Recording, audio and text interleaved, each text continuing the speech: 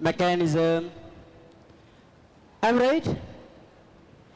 If you feel hungry, you may feel in the right time. If you're feeling hungry in the right time, means that's a healthy condition. If you feel sleep in the right time, means if you feel sleep at by 9 o'clock or 10 o'clock, that's the right time. If you're not feeling sleep by 9 o'clock, 10 o'clock, means you may have some sleeping problem, late sleep or disturbed sleep.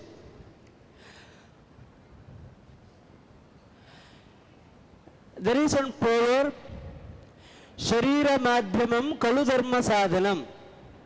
Body is the instrument to achieve our goal. All of you have your own goal.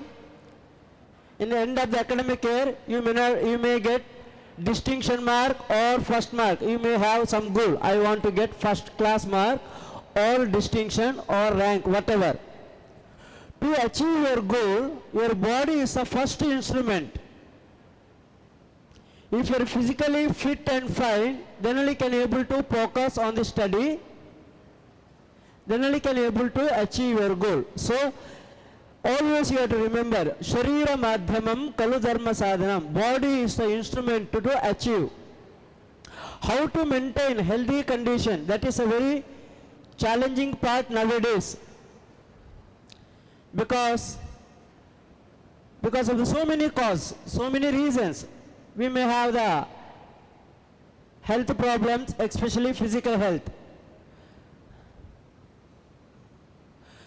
See, we are covered with 7 dhatus according to Indian medicine system, defined samadosha, samadagnischa, samadhatu malakriya, prasanna, atma, indriya, manaha, itihi swastate. To feeling well-being, we have to recognize these 7 dhatus, sapta dhatus, that is called components of the body. Components of the body, rasa, rakta, mamsa, asti, medas, virya, majja. 7 dhatus. If it is in normal condition, means balanced stage, there is no health issues. If it is imbalance in sapta dhatus, it may going to create the problems. Kapha related disorders, vata related disorders, pitta related disorders, digestion related problems, excretion problems. These type of the problems we may found in the day-to-day routine. We should overcome.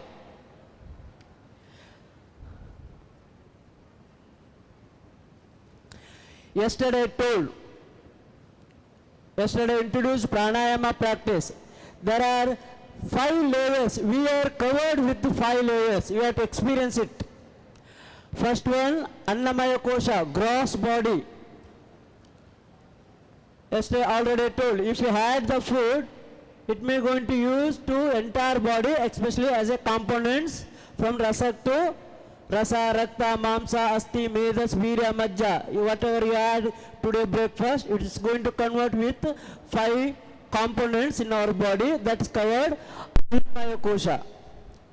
Second one, Pranamaya Kosha. Yesterday I told, vital force. From the nature we are collecting energy. That's called 5 elements of the energy. Third one, Manomaya Kosha. Intellectual. Entire day yesterday learned so many things. How many of you are able to focus? How many are able to collect the knowledge? That's everything coming under Manomaya Kosha. If you are able to control your manas, then only can able to recognize what's going on in and around. That is called Vijnanamaya Kosha. Vijnana means special knowledge, realizing something new. That is called Vijnanamaya Kosha. Finally is coming Anandamaya Kosha, bliss. From the each subject, if you enjoyed, that leads to your Atma Santrupti, self-satisfaction.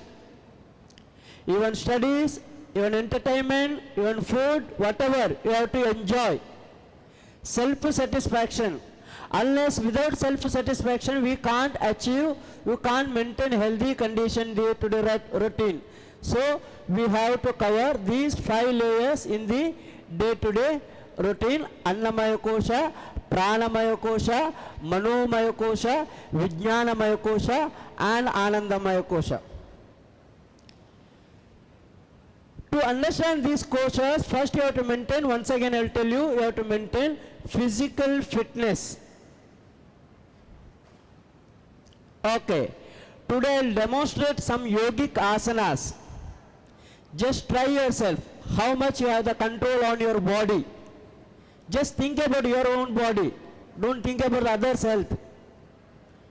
As a health professionals, you are supposed to concentrate others' health, no? Before that, concentrate your own health. Whether I am physically fit, whether I am mentally fit, whether I am emotionally fit, whether I am spiritually fit. Once if you are fit, then you can serve to others. First one, Surya Namaskara. All of you know. Surya Namaskara. Before entering this, our chancellor's photo you saw, right, no? Dr. Ennapaya Abdullah Kunji sir. I saw since 7 years, I am yoga trainer to our chancellor. Since 7 years, every day 1 hour yogic practice, including yogasanas, pranayama, relaxation and meditation. Practically, sir, going to engage and enter 1 hour every day. Today I will show some yogic asanas. Pranayama already yesterday tried. First I will show you one Surya Namaskara. It's called Vaidika Surya Namaskara. 9-step Surya Namaskara. How to do? Then what's important of this Surya Namaskara I will tell you. First how to do. Simple procedure. First you have to stand in this sthiti.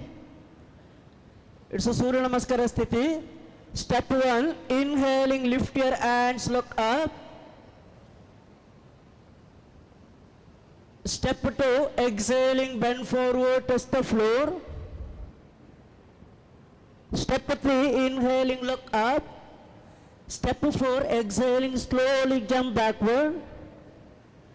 Step 5, inhaling, lift your head, look up. Step 6, exhale, lift your trunk and knee, look at your abdomen. Then slowly breathe in, breathe out 5 rounds.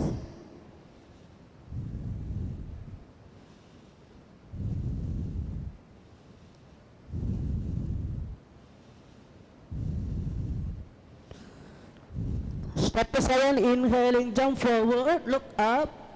Step 8, exhaling, bend. Step 9, inhaling, lift your hands. Then sthiti. This is the 9-step Surya Namaskara. Remember, once if we started doing this Surya Namaskara, naturally we will improve our flexibility, especially forward bending and backward bending flexibility. All of you know what is the importance of the flexibility. Now most of students are not able to touch the floor itself. Forget about touching your forehead to your knee. We are supposed to be able to touch for our knee to, for forehead to knee. That is a real flexibility of healthy body. After finishing this Surya Namaskara, then you have to do one more Surya Namaskara. One of the best practice to burn the calorie. Yesterday I saw one video, Dr. Manjunath sir, famous cardiologist, tells, those are sitting in 6 hours in a place, that's equal to 5 cigarettes. Those are sitting in the same place in 5 hours, that's equal to 5 cigarettes smoking.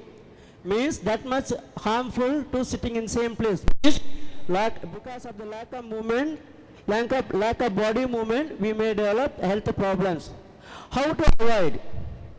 For that I am always going to tell, out of the 24 hours, spend 1 hour yourself with various practices. Either sports, games, exercise, yogic practice, including asana, pranayama, bandha mudra, any form of the practice. Spend 1 hour yourself, rest of the 23 hours you can engage actively. How to do 17 steps Surya Namaskara, I will show you. First, step 1, first sthiti. Step 1, inhale, lift your hands, bend your knee, look up. Step 2, exhaling, bend forward, try to touch the knee. Step 3, inhale, look up. Step 4, exhale, jump. Step 5, inhaling, lift your head. Step 6, exhale, lift your trunk. Step 7, inhale, keep the right leg between the hands, join the palms, look up. Step 8, exhaling, come down. Step 9, inhale, lift your head. Step 10, exhale, lift your trunk. Step 11, inhale, keep your left leg between the hands, look up. Step 12, exhaling, come down. Step 13, inhale, lift your head. Step 14, exhale, lift your trunk. Here, look at your abdomen, 5 rounds breathing.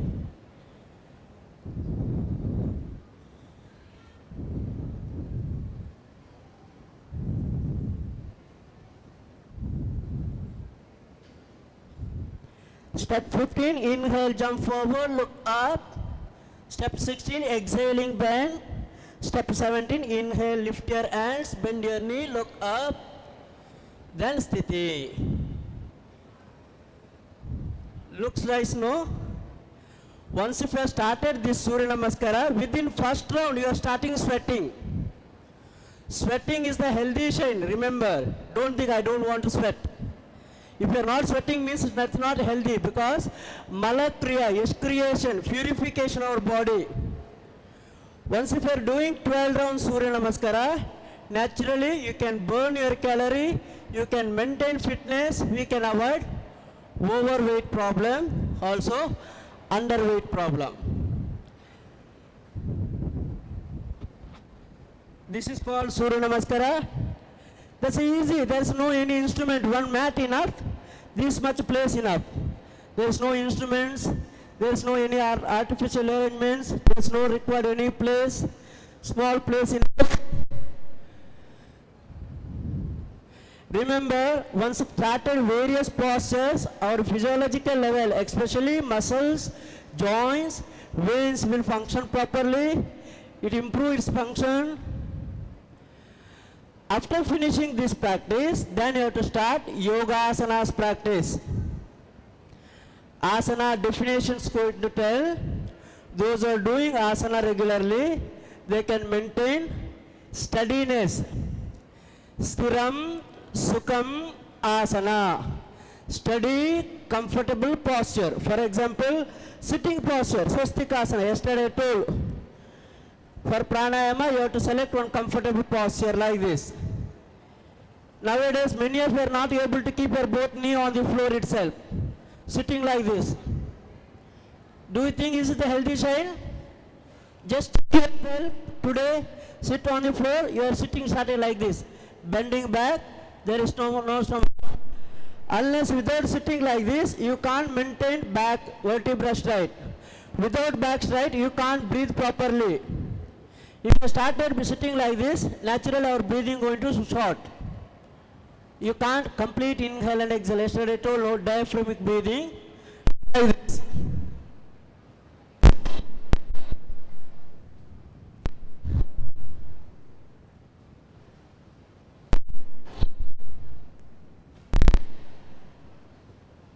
Once if you are able to maintain this steadiness in the posture, naturally we can maintain steadiness in the mind.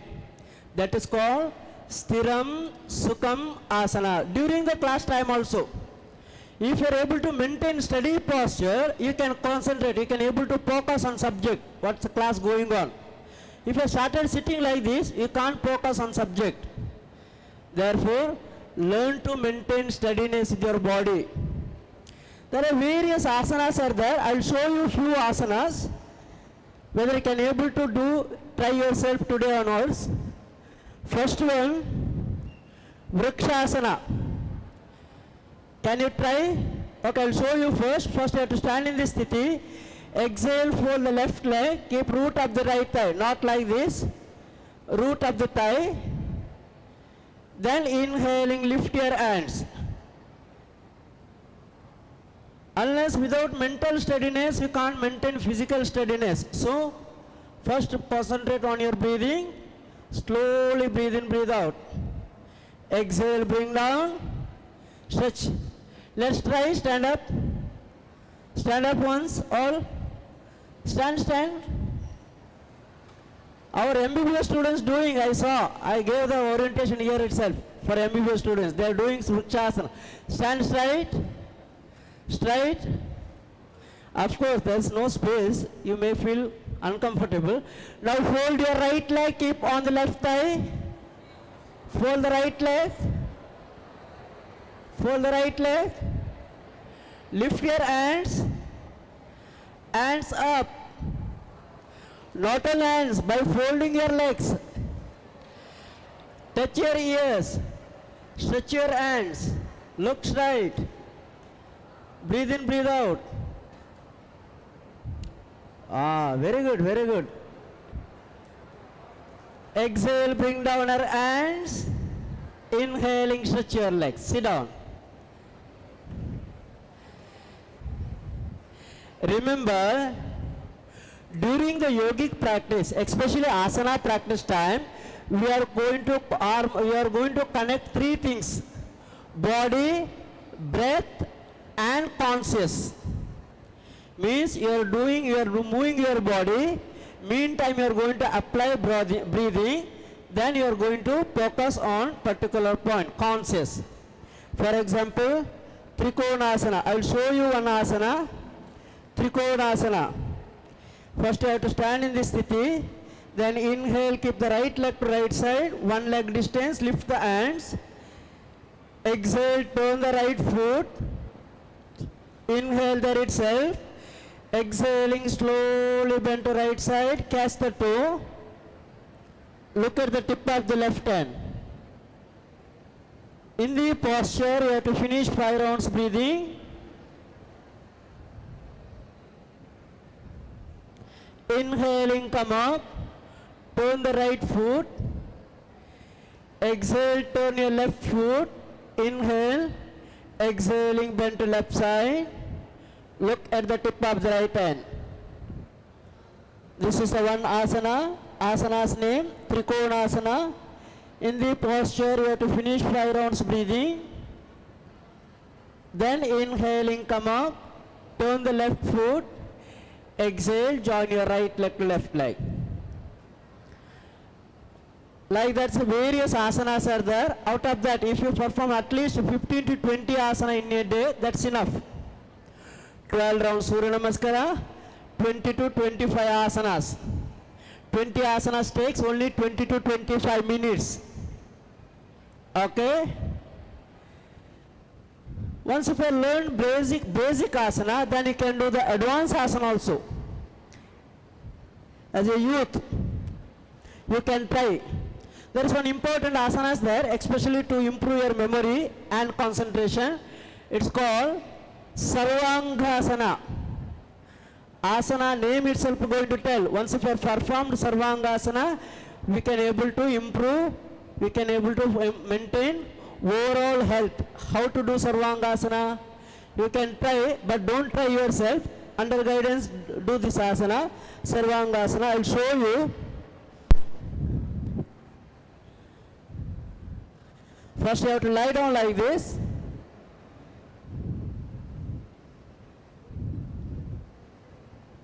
Then keep the hands below trunk. Then inhaling, slowly lift your body like this.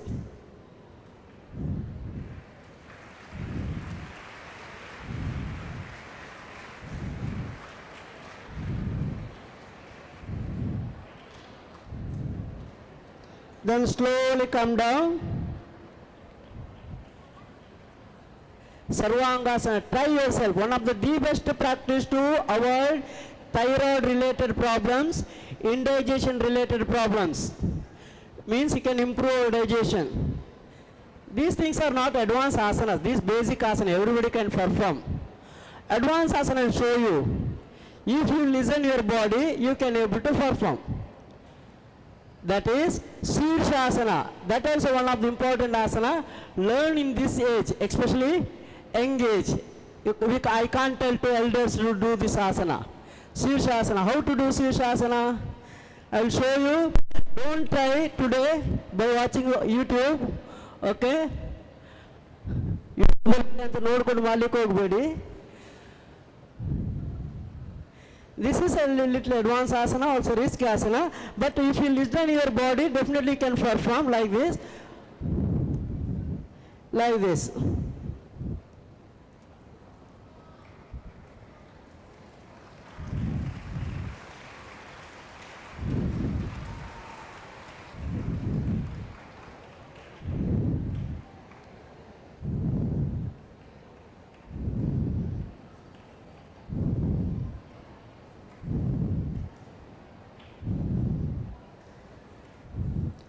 Slowly should come down. Okay. Now can listen your body. Like that various asanas you can perform. By standing in entire body can maintain on your palms like this. It's called Bakasana. Like that one more asana is there. It's called Mayurasana. Mayura means peacock posture. I will show you Mayurasana.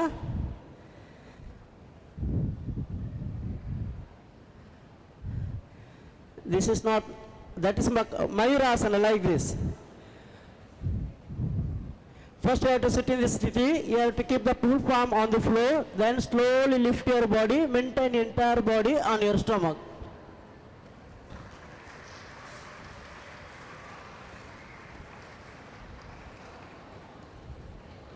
Slowly come down. Listen students, our university always going to encourage to yoga subject. Already told our chancellor one of the best yoga practitioner, as I know last since 7 years.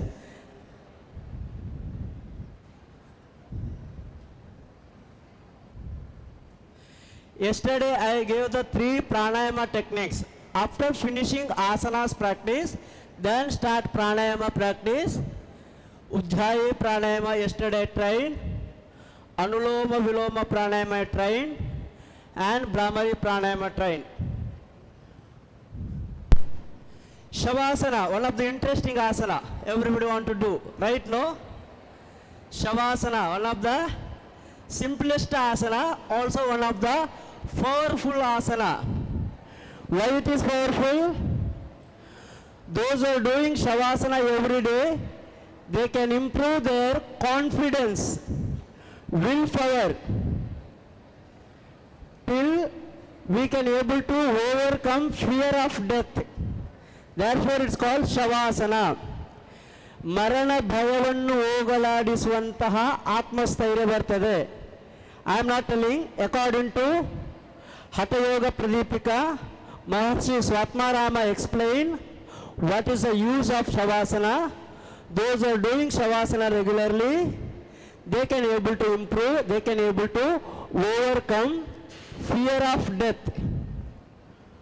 Most of you are dying because of the fear. So many reasons. Do it Shavasana. Yesterday I already told how to command from toes to tip of the head. You should visualize yourself from toes. Give a self command to yourself. Relax your toes, relax your feet, relax your heels, like that till tip of the head. After commanding yourself, then divert your mind from body to breath, from Annamaya Kosha to Pranamaya Kosha.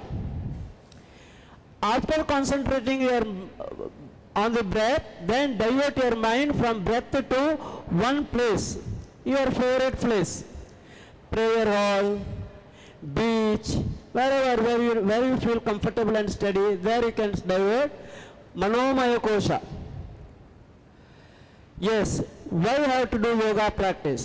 There are 3 formulas tells Maharshi Patanjali explain importance of the yoga practice. Why you have to do? Because to avoid all type of the pains. Ayam dukkam anagatam. To prevent all type of the pains, either physiological pain, psychological pain, emotional pain and spiritual pain, we can prevent by doing yoga practice. For example, you have started your study yesterday onwards, last 2 days onwards. In future days you have the regular class. Because of the laziness, you are absent for one class. Because of the laziness. That absent going to give the pain in the end of the academic year, remember. In the academic year, in the end of the exam time, there is some question. If you are not able to answer that question, it will create the pain for you. So, to overcome lethargy, laziness, alasya, this is the one way, that is a yogic practice. Second, how to do? Simple formula Maharshi Patanjali explained, Sat Dirgha Kala Nairantarya Asatkara Sevita Drida Bhumi. You should do long-term practice. For example, I have done the Shirshasana. You can't expect within day I can do the Shirshasana. Try from today. Do it regularly. Long-term practice. Definitely can able to maintain entire body on your head without any unsteady. You can maintain steadiness, you can feel comfortable, you can do 2 to 3 minutes breathing, not 2 to 3 rounds breathing. 2 to 3 minutes you can maintain that posture. Long-term practice required, regular practice and Dirgha Kala practice. What to do? That is Kriyas, Asana, Pranayama, Bandha, Mudra, meditation and relaxation. These things you have to undergo the training. Once if you have undergone these trainings, you can practice throughout your lifespan. One time enough. One time training enough, not required to do year-long training. Very short course, 10 days training enough. You can recall, you can able to perform yourself. If you done the long-term practice, regular practice, what are the benefit you can expect? First, slimness of the body. Body will become slim and trim. There is no underweight, there is no overweight.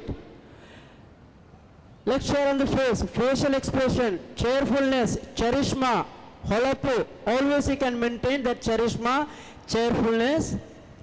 Clarity of the voice, full of the confidence, clarity of the voice. Brightness of the eyes. Your eyes tells how you are healthy or not. Brightness of the health. Freedom from the disease. Everybody expecting, I don't want to any medication. I want to live healthy throughout till end of my life. You should develop that conscious throughout your life, free from the disease.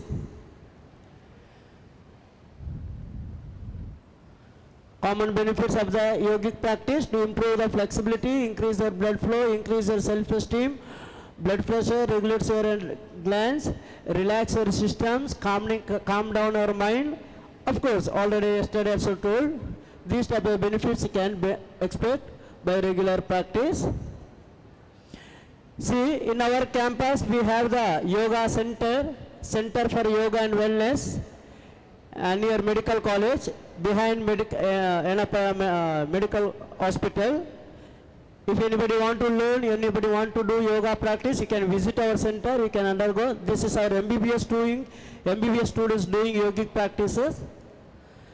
Sarve Jano Sukhino Bhavantu. Thank you. Have a nice day.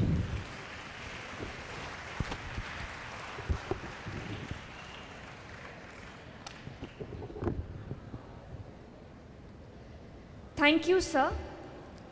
I request Dr. Mohammad Gulzar Ahmad, Principal and Dean of Yenapoya Pharmacy College and Research Center, to kindly hand over the certificate to Mr. Kushalappa Gowda.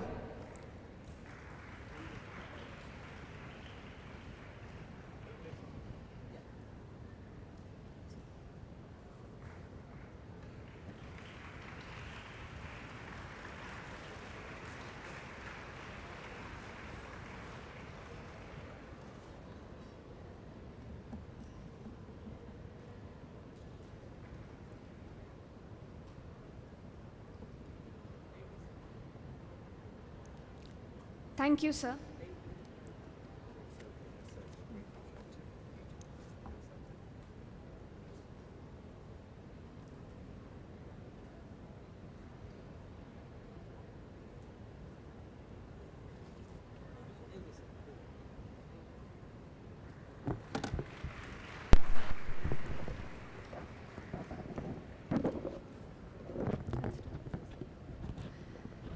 The next session will be by Dr. Mohammad Gulzar Ahmed, sir, Principal and Dean of Yenapoya Pharmacy College and Research Center.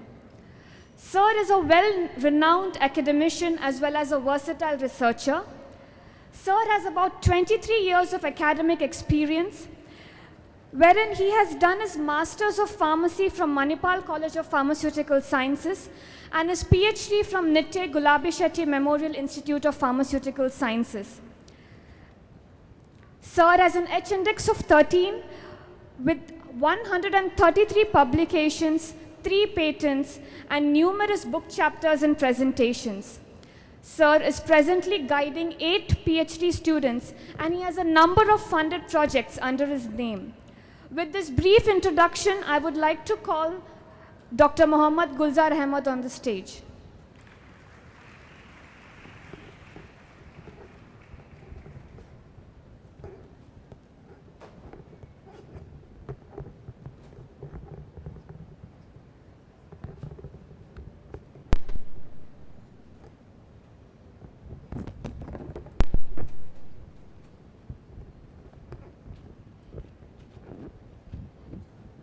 Hello.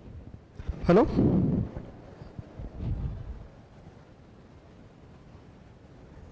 Good morning, one and all. Good morning. So hope no one is doing Shavasana, right? First of all, I wanted to welcome all the students who have opted for the health sciences profession and also opted to pursue their profession one of the esteemed university of the country, that is Yenapoya deemed to be university. So since 2 days you are engaged with this DEEKSHARAMBH 2022 program. In that I think many sessions you are watching, you are learning, you are seeing, and of course many things you are getting familiarized with our university. Today, for me, the job is given to tell something about the research. As an undergraduate student, there may be a big question mark for all of you. I just came to do my bachelor's in physiotherapy or bachelor's of nursing or any allied health or in pharmacy to pursue my degree. What is my role in research? Maybe 3 to 4 decades before, the research job we have given only for the doctorate students. The students who are going to pursue their PhD degree, they're always engaged in research. As advancement took place, then later maybe 3 decades or 2.5 decades, master degree students are given the responsibility to do the research. But now, the faster generation and younger generation, our educational thinkers, they thought that it is not reserved only for doctorate students or even for master students, it is also a job of undergraduate students too. So therefore, as an undergraduate student, it's our responsibility that along with my academics, I need to do something contribution towards the research. That's the main intention of this. See, research is not reserved only for health profession. It may be for all the profession. I can quote many examples. So everywhere you can see there is a lot of new things are coming out. So one example, now everyone is having our own mobile phone. Just imagine some 20 years before, what was the condition of mobile phone? Some 30 years before, what is the condition of our telecommunication? Some 40 years before, how we are communicating. How it's happened from a ringing phone to a small device which can do anything. So with that only one device, I can do all 100% of my task. How it's happened? It's happened mainly because the peoples are engaged in the research. They keep on innovating the things. So basically, same thing apply for our health profession also. How the treatment we were giving some 25, 30 years before. Some serious diseases are there, how to identify? We don't have any technology called a scanning technology. Then how to identify? How much difficulty was there? Now, with a new technology, even helps for a doctors to identify what is the actual disease happened in a particular body. What is the disorder happened? Where is my bone is breakage happened? Okay, and this test is for positive or negative for this. It may be the PET scanning, MRI scanning, robotic technology. So many things are there. Now the doctor need not to be present in front of the patient. Maybe he is in other country or other town. He can go for surgery too. How it's happened? Because of research. So I'll not go very depth about that. It's in a small period of time. It's not possible to understood all corners of the research, but rather I'll make you just what is this importance of this. Then as a research, our university, what kind of facility it going to supposed to be given. So research, the different peoples are going to explain the research as the different way, but in a simple term, the research is nothing but redefining the knowledge. Or if the knowledge is existed, how to make the better use of that knowledge is called as a research. So slide.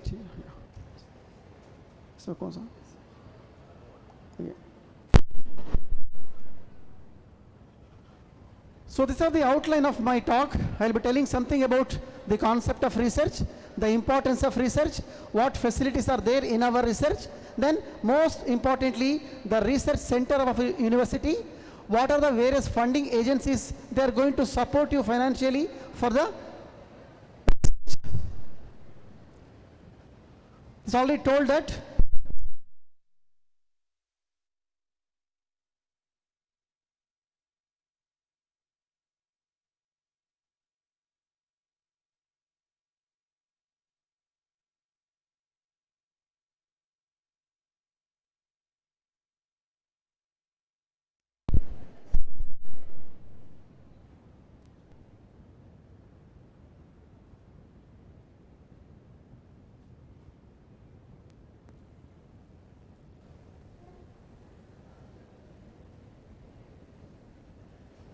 hello. Yeah. So until it gets on, no problem. So now, whenever we wanted to start any kind of research, there are 4 components are required. Similarly, for any kind of treatment for a particular patient is required, so there are 4 pillars. Correct, no? So to treat any kind of a complete treatment, naturally we may require a doctor for that. Then to take care about the patient, we may require the nurse, or to check whether the disease or any kind of diagnostic aids, naturally we rate technological peoples. Then to give the medicines, we require pharmacists. And finally, to get all these benefits, we require a patient. That means these 4 peoples together make a complete set of treatment. So similarly, if we want to start the research, naturally there should be a one guide or mentor. So he or she should be a driving force. They are going to make you peoples to guide throughout your 6 months or 1 year or 4 years, whatever. Apart from that, now the guide is there. The next thing is required is what we supposed to do. Maybe idea or a project or a principle or what we supposed to do. That's what a second requirement. And third one is so student. The actual student means you peoples, you also required for that. Now 3 components are there. To do these 3 components to success, naturally we need a platform or a area where we need to work. It may be the laboratories or our working area along with all the facilities, maybe instruments, maybe softwares, all the things are required. So therefore, that's all together we are going to call as infrastructure. The infrastructure nothing but instruments, the glasswares, the chemicals, the softwares, the survey, all together, and also a specific lab. It's a infrastructure, then a student, then a guide, and of course, very important, idea or a project.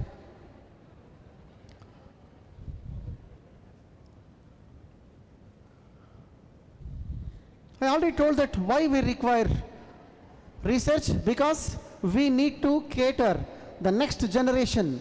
Now as we are dealing with our health profession, naturally my patient should not suffer in future.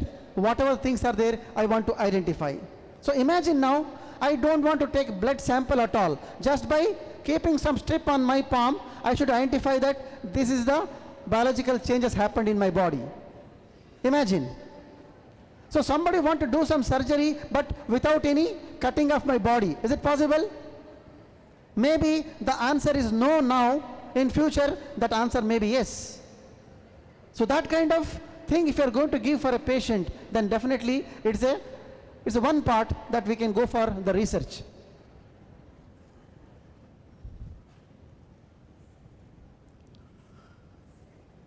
Under the broad heading, we are going to categorize this research as the basic research. Generally, all our science peoples are going to work on that. Applied research, what I have done, I wanted to test on so-and-so peoples. Then qualitative research, mainly to get the repetition of that particular project. And quantitative, ultimately we need to applicable on the whole community. Maybe some 3-4 years before, no one knows about the COVID, the pandemic is going to happen, then it was a serious issue, and among 4 to 5 countries, India is also one of the country can develop its own vaccination, and now with the vaccine, we are all safe. So how this vaccine developed in only 1 or 2 years? It's again happened through research. So who are involved in that? We health professions are involved. All the peoples, and we don't know how to give that particular vaccine to the patient. So the nursing people took a stand and they learned the technique, the new things they delivered. How to collect a sample, no one was knowing. How they did, again through research. So this already told about that. These are 4 critical steps are there. So this is a main important program in our university, not in all other university. How we are different, NAPOA is different than other university because of this what we are going to call as research incubation program. Nothing but a research at undergraduate level, and now we are given a special name in our university called as innovations. All the professionals, it may be a MBBS student or BDS or BSc nursing or BPT or BPharm or DPharm, all are at the age of 2nd year to or 3rd year, they need to start some kind of research.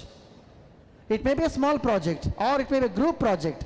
So presently in our university, we are following a group project. So 3 peoples of minimum, maximum of 5 peoples with one mentor, they join together and they're going to do that.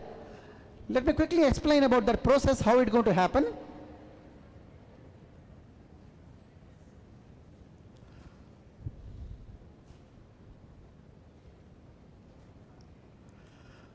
Students are involved, mentors are involved, then our institution infrastructure is involved.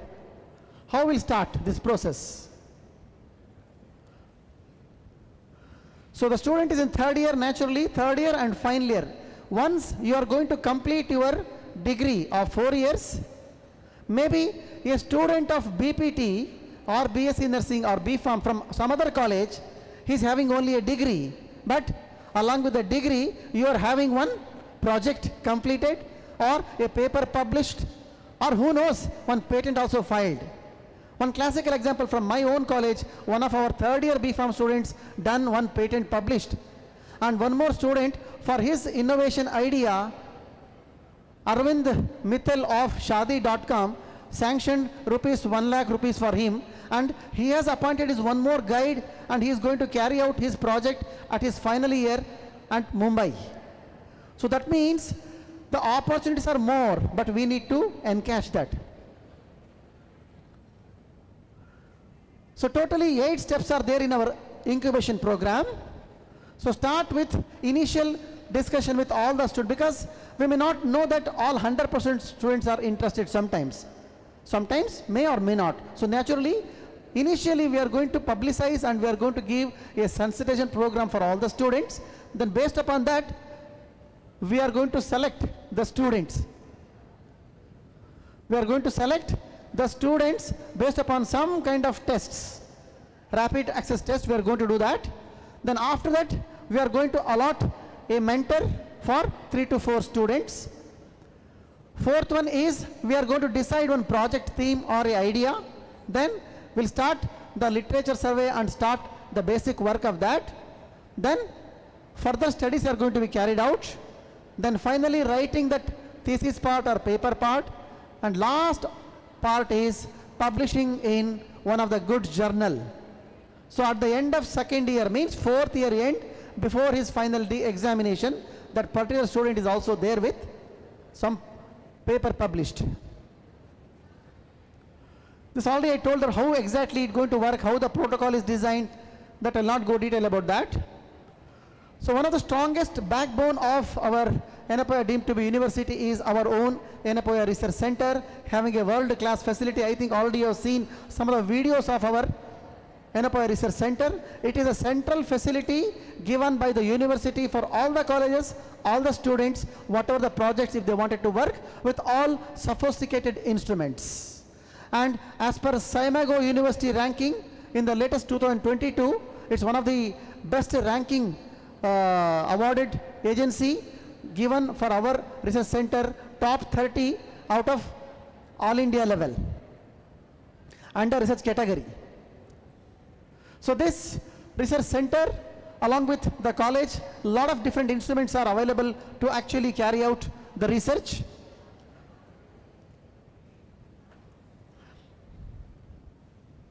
So these are the various research areas in our college as well as our center. We are carrying out the top end nanotechnology, novel drug delivery, proteomics, genomics, metabolomics, so many new technological, toxicology, molecular medicine, system biology, many things are actually we are working on the area. So more than 160 students are pursuing their PhDs at our research center, and the scientists also working in our center to cater the students mainly for the research. Some of the top facilities available at research center, mass spectrophotometer. Just for your information, in India only 3 to 4 these instruments are there. One is there at our Yenapoya deemed to be university.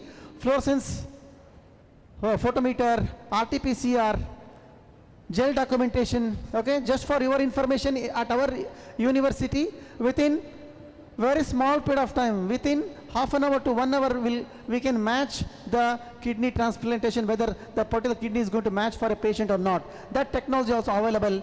So neighboring hospitals are also using our facility to do the various transplantation. This is again some of the instruments. This is one of the unique thing related to research is our Yenapoya Technology Incubator. See, many times we have done a small project. Maybe on a small group we have designed. Now I need to test on many peoples, and this system has to go to mass production. So naturally we need to scale up my technique. Maybe the treatment what I have done for a one patient may not be suitable for 1,000 patients. Maybe I have done a small new medicine that may going to prepare only for small group, may not be helpful for large group. Therefore I need to scale up from small one to big one. So therefore, to help that, naturally we have one backbone facility at our universities, Yenapoya Technology Incubator, where we can have the 3D printing technology, then technology transfer, and so many grants from the various funding agencies we have received. So we are going to take all of you once to see the facilities before you are going to start actually your research. It is a one unique thing, and the one funding agency called as BIRAC is given the funding for our technology incubator. In India, it's only one as a university got is our Yenapoya deemed to be university. And startups, more than 15 plus people have came and they have done their startups. So we are going to give a space to do their startups, and their ideas can be taken again further for the patenting, and we have separate patenting guiding agencies there. Patent attorneys are already appointed, and whenever you are coming with a new project, only idea is there, you don't know how to do that. So technology incubator is going to support you for carrying out further studies.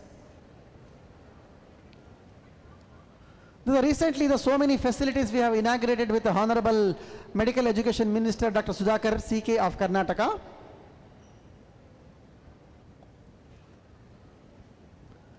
So we have, for the technology, we have area rank called as Atal rank of institution on innovation achievement called as area rank. So ours is called as excellent band. We have received recently for our technology incubator.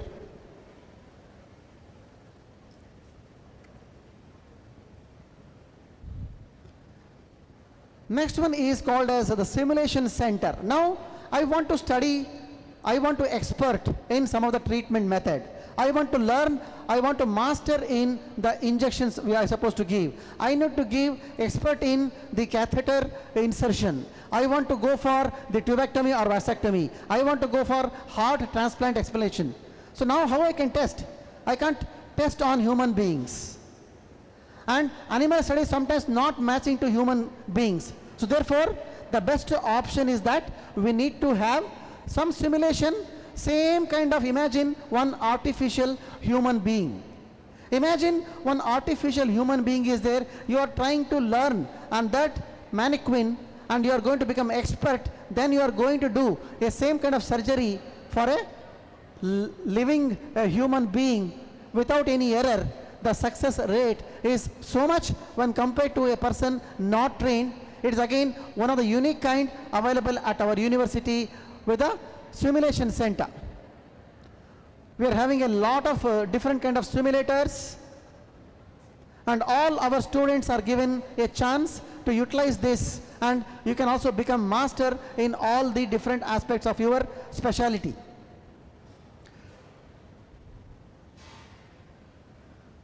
These are some glimpses of our simulation center. Honorable Governor of Karnataka, Mr. Vajubhai Wala, is inaugurated this program. These are some of the typical examples of our simulation center. Now, if you are having an idea and we have a manpower and we have a sufficient lab, then if you are going to develop a project, we are having so many funding agencies, they'll come forefront with a preliminary data. They'll tell that we can sponsor you so and so lakhs, so and so crores. You please do the research for us, because we have guide is here, the mentor is here, the student is here, laboratory is here, instrument is also there. So now these funding agencies from Government of India or Government of Karnataka, they are going to sanction some amount to particular investigator and tell that yes, we need to do this. So CSIR, Council for Scientific and Industrial Research, it's one of the agency. DBT, Department of Biotechnology. Similarly, Department of Science and Technology, ICMR, Indian Council for Medical Research, then Ministry of Ayush. These are the many agencies are there, still lot many. They are ready to give the funds for us, so that if somebody is interested along with your academics, you can pursue in future, you can go for masters, then doctorate, again through the same line, you can contribute to your research also.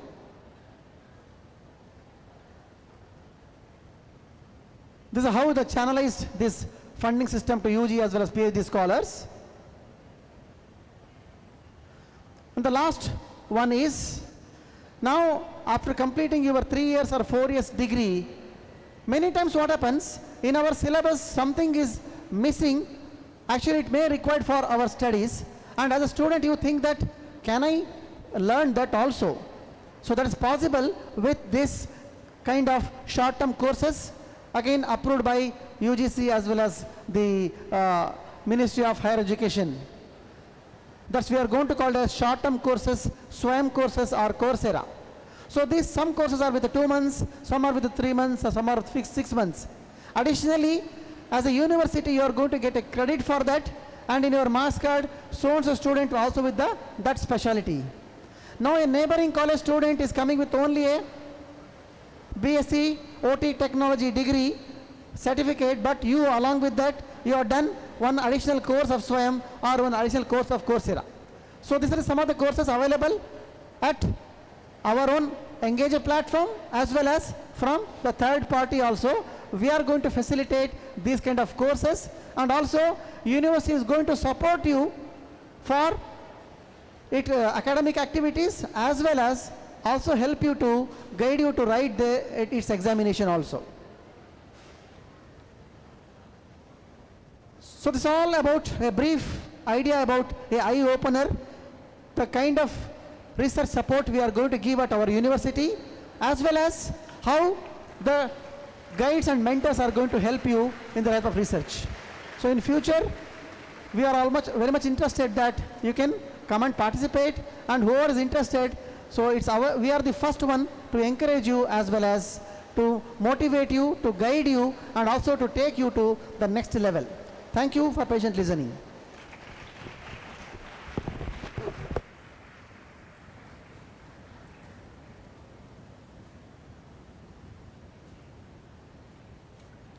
Thank you, sir. I request Mr. Vikas Sachin, Assistant Professor, Hospital Administrative Department, to kindly hand over the certificate to the resource person.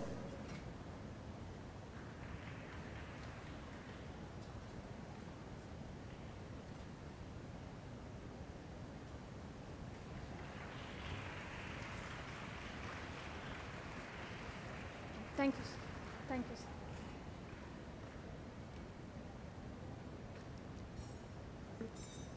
For the next session, we have with us Dr. Mamta Pramod Kumar. She is the Chief Librarian of the Central Library, Yenapoya, deemed to be University.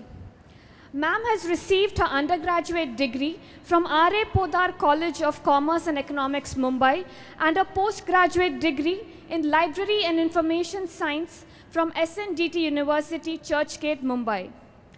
She has also received her PhD degree from Mangalore University. Ma'am has been working at the Yenapoya Library for the past 26 years. She has publications in national and international journals and has presented papers at various conferences across the country. Her research interests include information and communication technology, information literacy, digital libraries, and electronic resources. She has participated as a resource person in several workshops, as well as she's a member of several professional bodies in library and information science. With this brief introduction, I would like to call Dr. Mamta Pramod Kumar on the stage.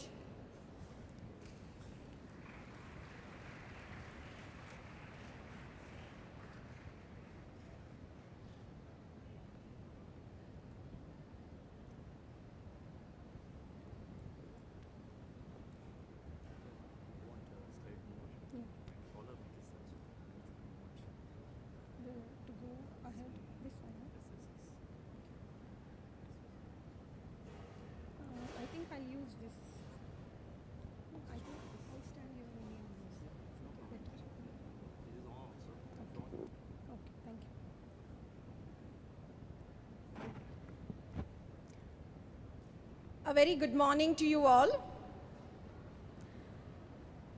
and thank you for the introduction.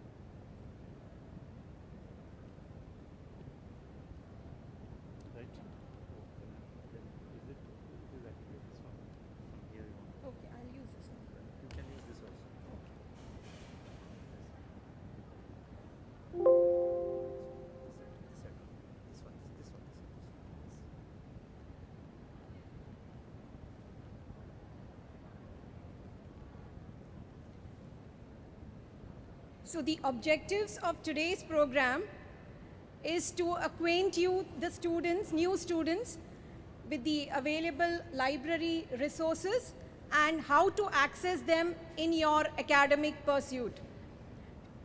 To acquaint you with the use of the library OPAC, that is the online public access catalog, to acquaint you with the library services and the various sections in the library, and to inform you about the rules and regulations of the library.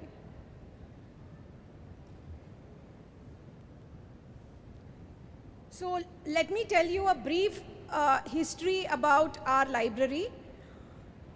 This library came into existence in the year 1992 with the starting of the Enopoya Dental College, and we shifted to the Derlakatte campus in the year 2000 with the starting of the Enopoya Medical College. So now the central library is located in the Derlakatte campus, and we cater to all the students, faculty members and the research scholars of all the constituent colleges in the university. So there are constituent unit libraries at the Kinya campus, that is at the Ayurveda and Homeopathy library, as well as the pharmacy library is there in the Kinya campus, which was the pharmacy library started very recently, 2 months back, and the Ayurveda and the Homeopathy library started in the year 2018. And then we have the recently, last year we have established the Mudipu, at the Mudipu campus, the Allied Health Science Library. And also we have a constituent unit library at the Balmata College, that is the degree college. So there are constituent unit libraries at the various campuses, and to facilitate students and faculty members to use the library facilities. So the Derlakatte campus has the central library. So I don't know how many of you all have visited the central library at the Derlakatte campus? Anybody has visited?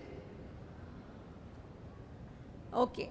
So the Enopoya Central Library is located in a separate wing of the academic block in the university campus, and we have automated, that is computerized, the library since the year 2010-11, and our library, it is housed on 2 floors, that is we have the ground floor and the basement, and it is around 2,406 square meters. And we can accommodate around 450 users at a time, and it is open, as I said, for all the undergraduates, postgraduates, students, faculty members and research scholars of our university. So this picture that you can see, this is the entrance. It is just opposite the canteen, as you know, the canteen or the admin block, and just next to the academic block. So this is the location of our library, a picture of our library. So in order to access or use the library or enter into the library, you need to register yourself in the biometric system. We have a biometric system for access control. So you need to first time give your biometric data, that is your thumb impression, and every time you enter and exit the library, you have to punch in and punch out. So without that, the door will not open. So you, at the entrance, you need to provide your biometric punching and punch out when you enter and exit the library. And this is also required. We maintain usage statistics, that is your daily attendance is sent to the wardens, to the deans, especially the hostel students, your daily attendance based on your marking your attendance, that is the biometric attendance. It is sent to all the deans and also the wardens of the hostels. So please ensure that you punch in and punch out when you enter and exit the library. That is the central library. And at the other libraries, there is a register kept at the entrance. You need to enter your name, your roll number or campus ID, and also the name of your course and college. Whenever you go to the Mudipu campus or the pharmacy library or any other library, when you visit, you have to enter in the register that is kept at their library entrance. And at the central library or any other library, there is a property counter at the entrance. Normally, the students and the users need to deposit your bags and belongings at the property counter. So this is a picture of the property counter. So please keep your bags. Please don't leave any of your valuables there, like your money purse or your mobiles and any other valuables in the property counter. Please keep your mobiles on silent, and you can take them inside, but please don't talk loudly inside the library on the phone. When you get a phone call, you can go outside and you can take your phone calls. Inside, you can carry your mobiles, and please ensure that you'll keep your belongings here, but don't leave your valuables in the property counter. Only your bags and coats, you can leave them here. So in all the libraries, there is a property counter, so you need to keep your belongings at the property counter here. So coming to the Yenapoya University Central Library timings, the library is open, functioning from 9 in the morning till night 12 o'clock, midnight 12 o'clock we are open. That is on weekdays. On Sundays and public holidays, it is normally open from 9 a.m. to 1 p.m. in the afternoon. During university exams, we keep the library open from 9 to 12 o'clock in the night, midnight, even on Sundays and public holidays. So you make optimum use of the library when you have your exams or during your during the weekdays or even on Sundays and public holidays. The library is closed only 6 days a year.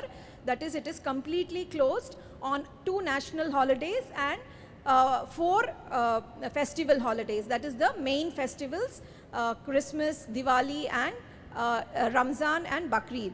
And national holidays is Republic Day and Independence Day. So these days the library is completely closed, and we normally put up a notice at the library entrance.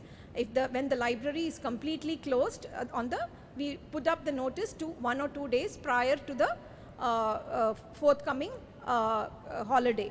So you will come to know of that when you see that, and even on the library website we will put it up whenever the library is closed.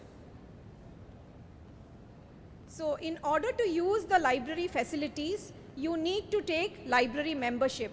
So library membership is required to use the library facilities. So the forms are available on the library website, which is there in the university website. You can fill up the forms.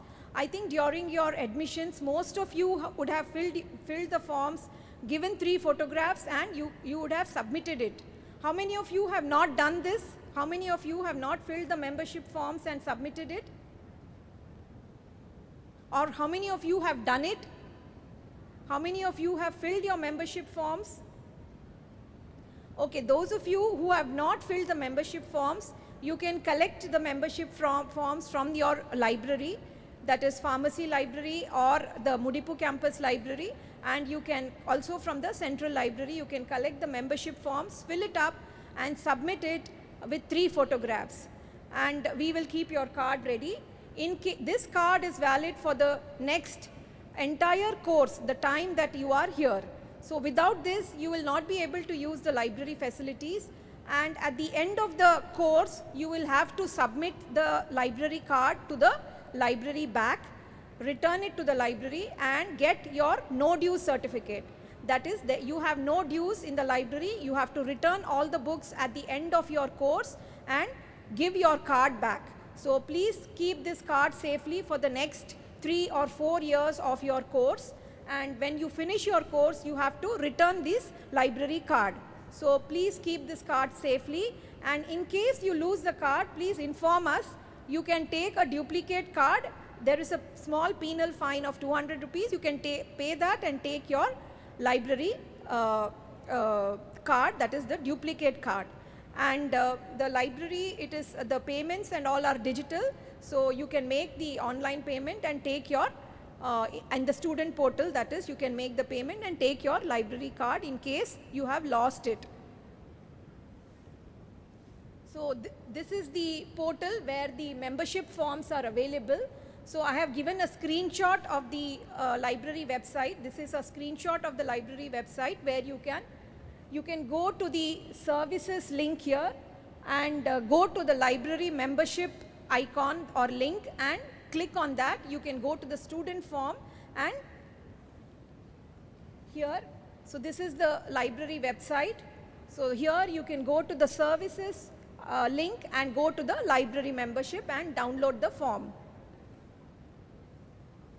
So coming to the library resources and collections, so whenever you need any resource for your learning or academic pursuit, you will have to, you have certain tools to access or know what are the resources that are available for your academic learning and research. So first of all, there is a library catalog. So you will have to access the library catalog. We have the web OPAC or the online public access catalog. So this link is available in the library website. If you go to the library website, you will find the link. You can go to the library website link, or else you can even go to the OPAC, that is the OPAC link in the Google itself at Enopoya. So you will be able to access and see what books or what resources are available on a particular subject, or if you know the title, you can even see the title, or even if you know the author, you can see the author. I'll come back to that. Then also we have full text databases, that is, we have our library is a hybrid library, so we have print and online resources. So there are online resources like full text databases, again those that are subscribed, that is, we subscribe to them, and those that are available on the public domain. Then we have our institutional repository where you get access to all the question papers, then dissertations that have been submitted to the university, and theses and dissertations which have been submitted, and faculty publications, and even some old photographs. And then there are academic portals, like if you need to access any of the association websites like American Medical Association or even the Indian Association, Medical Association, you can go to the academic portals. And then there are search engines also. So all these tools are required. You need to use all of these for, or all or some of these, to access and see what are the resources that are available for your learning and research purpose. So the library has, our library is computerized, so we have an online public access catalog, and it is called the web OPAC, that is, you can access it from anywhere outside also. So you can go and see the website also, or you can even put in Google the OPAC of the Enopoya University and you can access the online public access catalog. So here you will be able to locate materials that, so the OPAC is the library search engine. So it will provide a simple search, or even you can make a subject search, or even a title search, or an author search. And this can be found, as I said, in the library website. And also we have a remote access where we have given access to all the e-resources. Even in that you can access our library website. So this will provide only details about the books. That is, how many copies are there, what is the edition of the book, or what is the title or the details of the book, and how in case it is issued or whether it is available for issue, that is the status. So all these details you can get from the OPAC.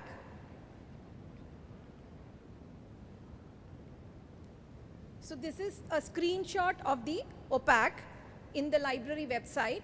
So if you go to the services, the first link that you see on this, the opaque or the online public access catalog, you can access the public access catalog from this library website. So we are using the Koha, that is the library automation software Koha, and we have electronically coded all the books as well as the membership cards are electronically coded, and there are barcodes, and slowly now we'll be soon implementing the RFID system. That is, whenever you take a book from the library, if you take it out without issuing it from the library, there will be a siren, and we will know that the books are not issued, you are just taking it outside. Because whenever you take a book from the library, you have to always issue the book from the circulation desk at the library, only then take them outside. So with this access control gate at the library, there will be a siren in case the book is not issued out and from the library. So please ensure that you issue the book at the library circulation desk, only then you take them outside. For that, you will have to have your library membership card. So whenever you come to the library, please ensure that you carry your library borrower's card. So coming to the resources, like any other library, as I said, we have print as well as electronic resources. The print resources consist of books. We have around 56,561 books, which includes reference books, issue books, and then there are multidisciplinary subject books. On fiction, we have also books, fiction and story books, and then books on politics and self-development, self-help books. So if anybody is interested in recreational reading other than the subject books, of course subject books are always there in the library. Other than that, there are books on other multidisciplinary subjects also. So if anybody is interested in recreational reading or story books, you can also come and issue and take the books, these books, kind of books from the our central library. And then there are the print journals. Print journals are primary sources of information. So you can, those of you who are interested in research, or you want to know, maybe in your second or third year, you have an opportunity for some research project or an ICMR project, you want to use and know what are the research projects that have been done. So you can always refer to the journals. Journals are primary sources of information. So whenever any research is done, it is first published in the journals. So we have 169 journals in various faculties like nursing, physiotherapy, pharmacy. We also have on homeopathy, Ayurveda, and even the art, science and commerce colleges.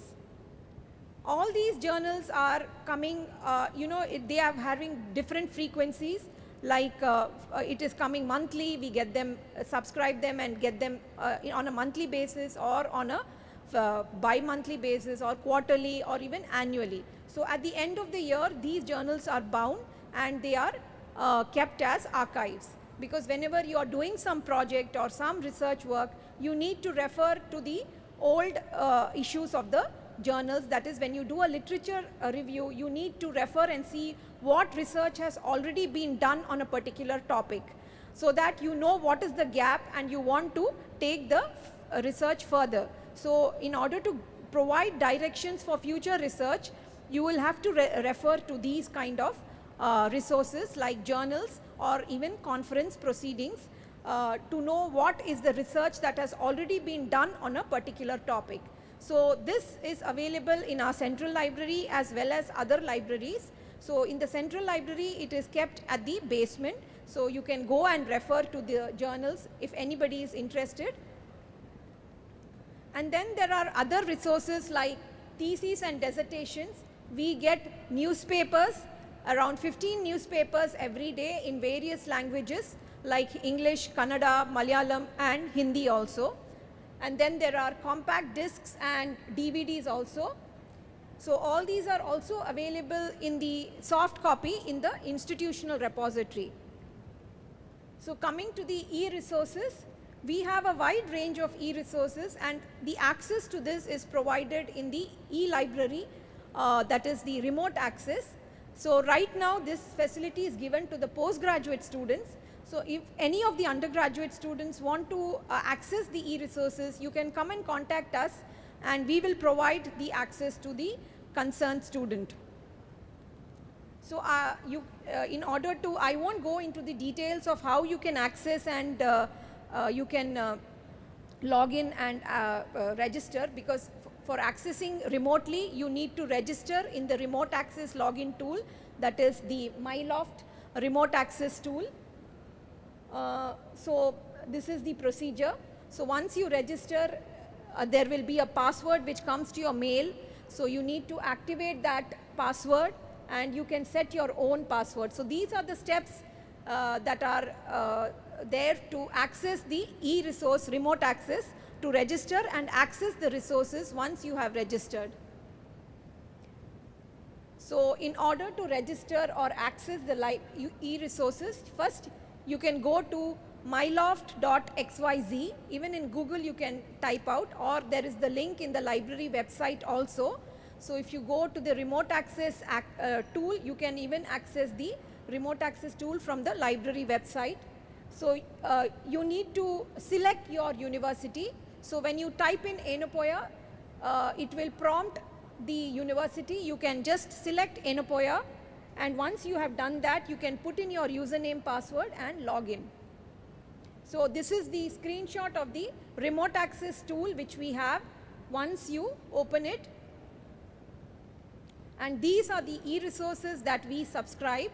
We have the National Cancer Grid virtual library, which is through the membership of the National Cancer Grid, through the initiatives of our Honorable Vice Chancellor. We have access to around 110 e-journals.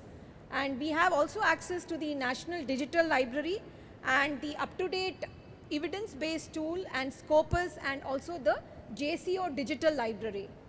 So this is the screenshot of the National Cancer Grid e-resources, the National Digital Library.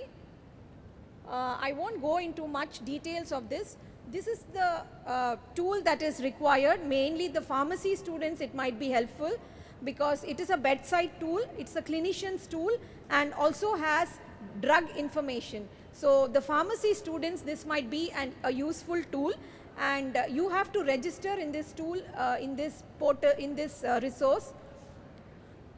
I would request all of you to maintain silence.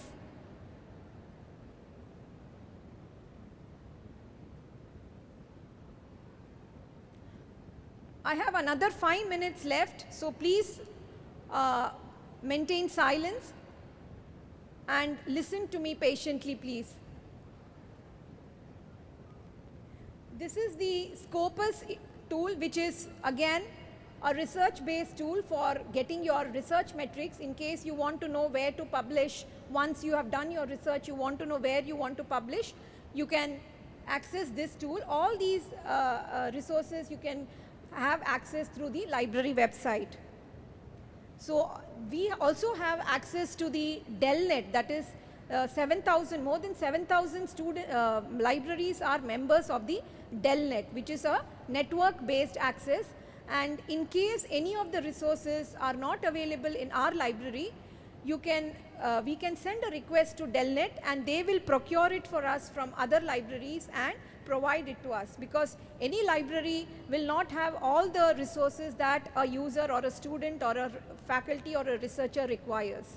So whenever there is some request regarding some access, excuse me, in case it is not available in our library, we can get it through DELNet.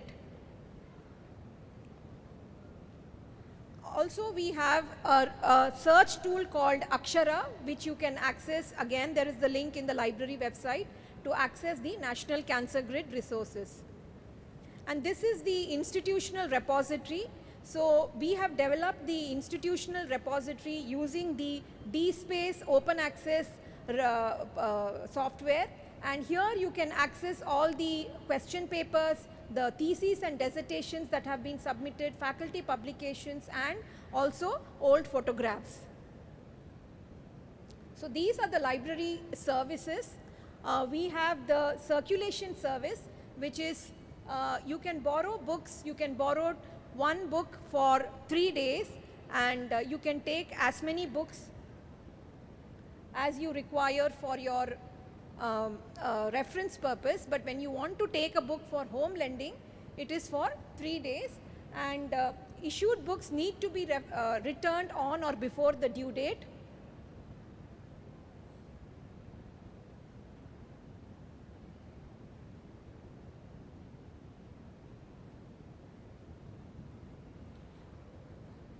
So books are issued up to 8 p.m. on weekdays and up to 12:30 p.m. on Sundays at the Central Library, and the other libraries are open from 9 to 5 p.m. So you can issue books from 9 o'clock or 9 when the library opens till the library closes at the pharmacy or the Mudipu campus libraries. So in case you have taken a book and you have lost it, please intimate that to the library.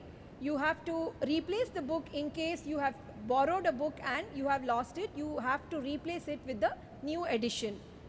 So this is a view of the circulation desk in the Central Library. Excuse me. So these are the various physical facilities and infrastructure that's available. As I said, I told you about all this. So we have a new arrivals display rack or a new arrivals display where you will come to know what are the new books that have been received, and also this will be displayed in the library website.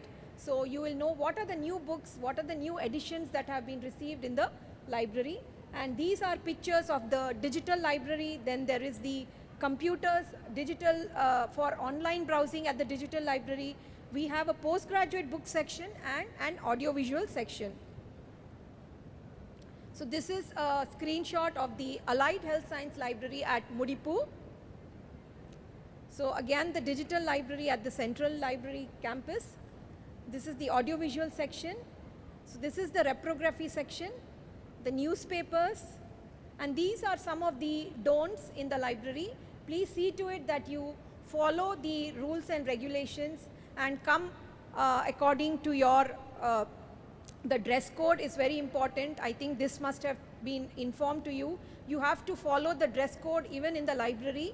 We find students coming in their night suits and their short dresses. Please ensure that you come in proper dress as prescribed by the university in a uniform dress code. And please do not carry any eatables inside the library, and because it invites rodents and rats. So please ensure that in case you want to consume something or food, you please go outside and do that. And this is our library team. We have a well qualified, experienced staff of 27 members in our central library and another 5 members in all the other libraries. So this is our central library team. And these are some of the rules and regulations. As I already mentioned to you, the entry to the library is through the biometric access control system. All the students and scholars entering the libraries shall keep their bags and belongings at the entrance. All the readers are advised not to leave your valuables at your checkpoint. ID card is compulsory when you come inside the library. Please carry your ID cards or wear them when you come inside the library. Newspapers cannot be carried out. You should be using it at the newspaper desk. And readers should not deface or mark or cut or mutilate or damage any library resources. We find sometimes students tearing off pages and taking them. So please avoid doing all this. There are closed circuit surveillance cameras in the library. So library is having around 33 CCTV cameras. So please avoid tearing off pages or marking or mutilating the library resources. And all the resources are required to bring their recent passport size photograph while applying for the library membership. And there are book bank facilities available for certain categories of students. And in case you keep a book for more than 3 days, there is an overdue fine of 10 rupees per day. And if you keep a reference book for other than if it is other than the book that the day that you have taken, there is a fine of 50 rupees. And in case you lose the book, you have to make good the loss by replacing the book with the current edition. So duplicate cards will be issued on payment of 200 rupees, and there is photocopying facility. Conversation and discussion disturbs the library ambience, so therefore you are requested to maintain dignified silence. Smoking is not permitted, and all users are requested to keep their mobiles in silent mode, and beverages and eatables are not allowed inside. No visitor or guest is permitted to use the library without obtaining library membership. Visitors can come and use the library. There are some charges for that. So library reserves the right to call back any issued book at any time. And this is our library email ID. So if any of you have need any support or you need any feedback, you can give your feedback and your suggestions at our email ID, that is library@enupoya.edu.in. And in case you need any articles for your research or any books or anything that you need to contact or communicate with us, you can also send your request to articlerequest@enupoya.edu.in. So thank you very much for your patient hearing, and I thank the organizers for inviting me and giving me an opportunity to address the students, new students. Thank you so much.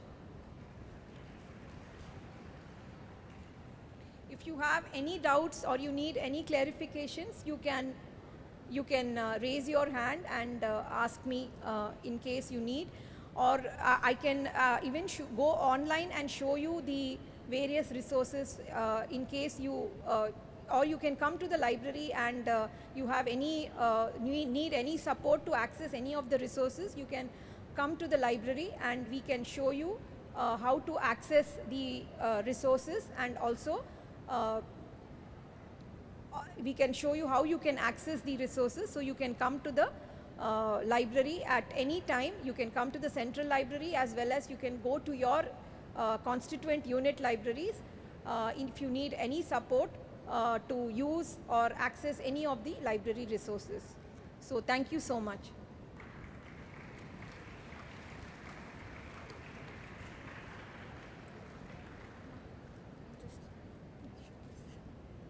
Thank you, ma'am. I request Dr. Nikat Fatima, Associate Professor, Yenapoya Physiotherapy College, to kindly hand over the certificate to Dr. Mamta.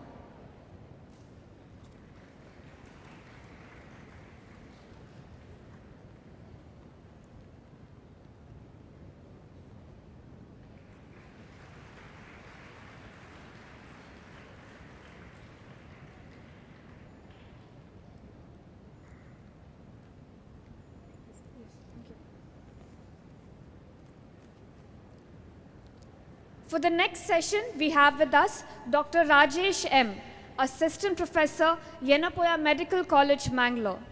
Sir is a consultant psychiatrist in Encourage Psychiatry Rehabilitation Center, and he's also the visiting consultant in Chetna Clinic, Kaladka. Sir has completed his MSc in the Mysore Medical College and his MD in Psychiatry in Institute of Mental Health, Madras. Sir is currently pursuing his PhD in psychiatry and has published multiple scientific papers in medical journals, and has also appeared as a resource person and guest speaker in many TV shows and programs. Apart from all this, Sir also has a second degree black belt in karate and is also a national referee in karate. With this brief introduction, I would like to hand over the mic to Sir.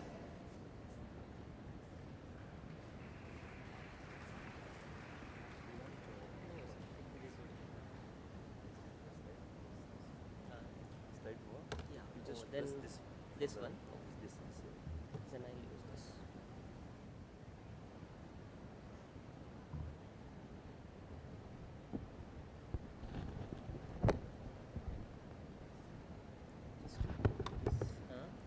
Keep this in pockets.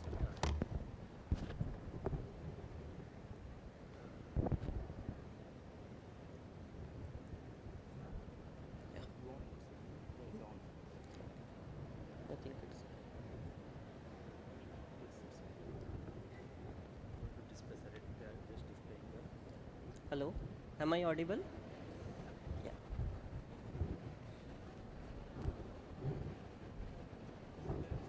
Huh? Okay.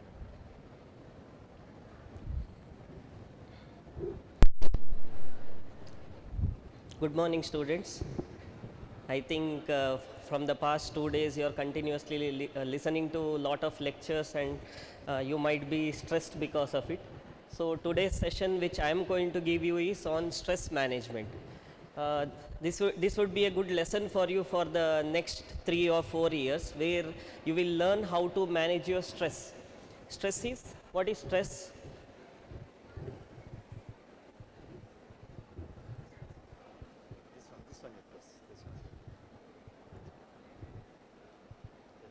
Yeah.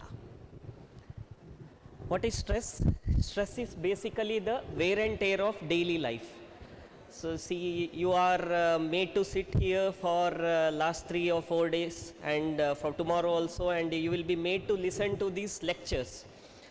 Some may be interested, some may not be interested, but in spite of that, you have to listen to this, because it is the plan or a syllabus which has been accorded to you, and based on that you will be given some healthy information which might help you in managing your activities for the next 4 or 5 years. I think most of you are busy sharing information with each other, and introducing yourself, and talking about cricket matches, etc. But this would be a good information for people whoever listens. What is stress management? It refers to the wide spectrum of techniques and psychotherapies for controlling person's stress level. So you will be told about some of the methods by which your stress can be controlled, and that will help you in the day-to-day activities for next 2 or 3 years during your course as well as your lifetime.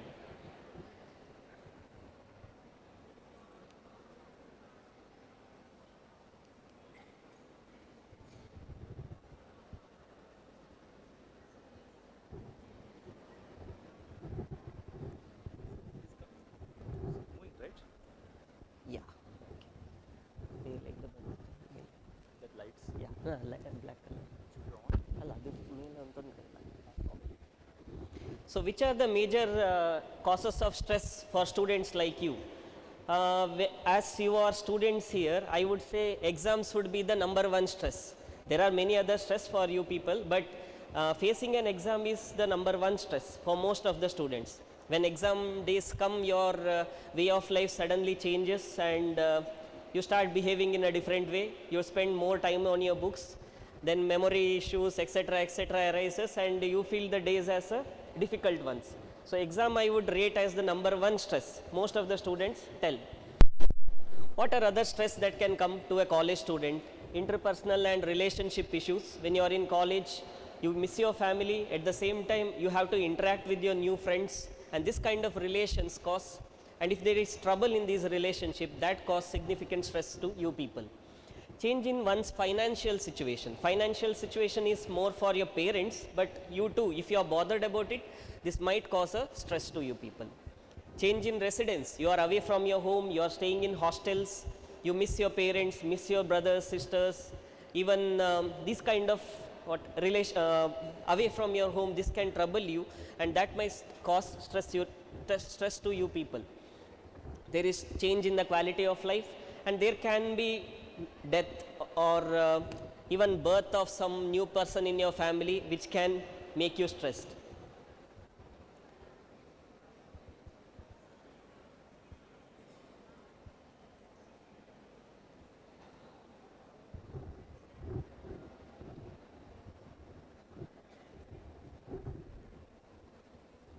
Yeah, so this is a chart.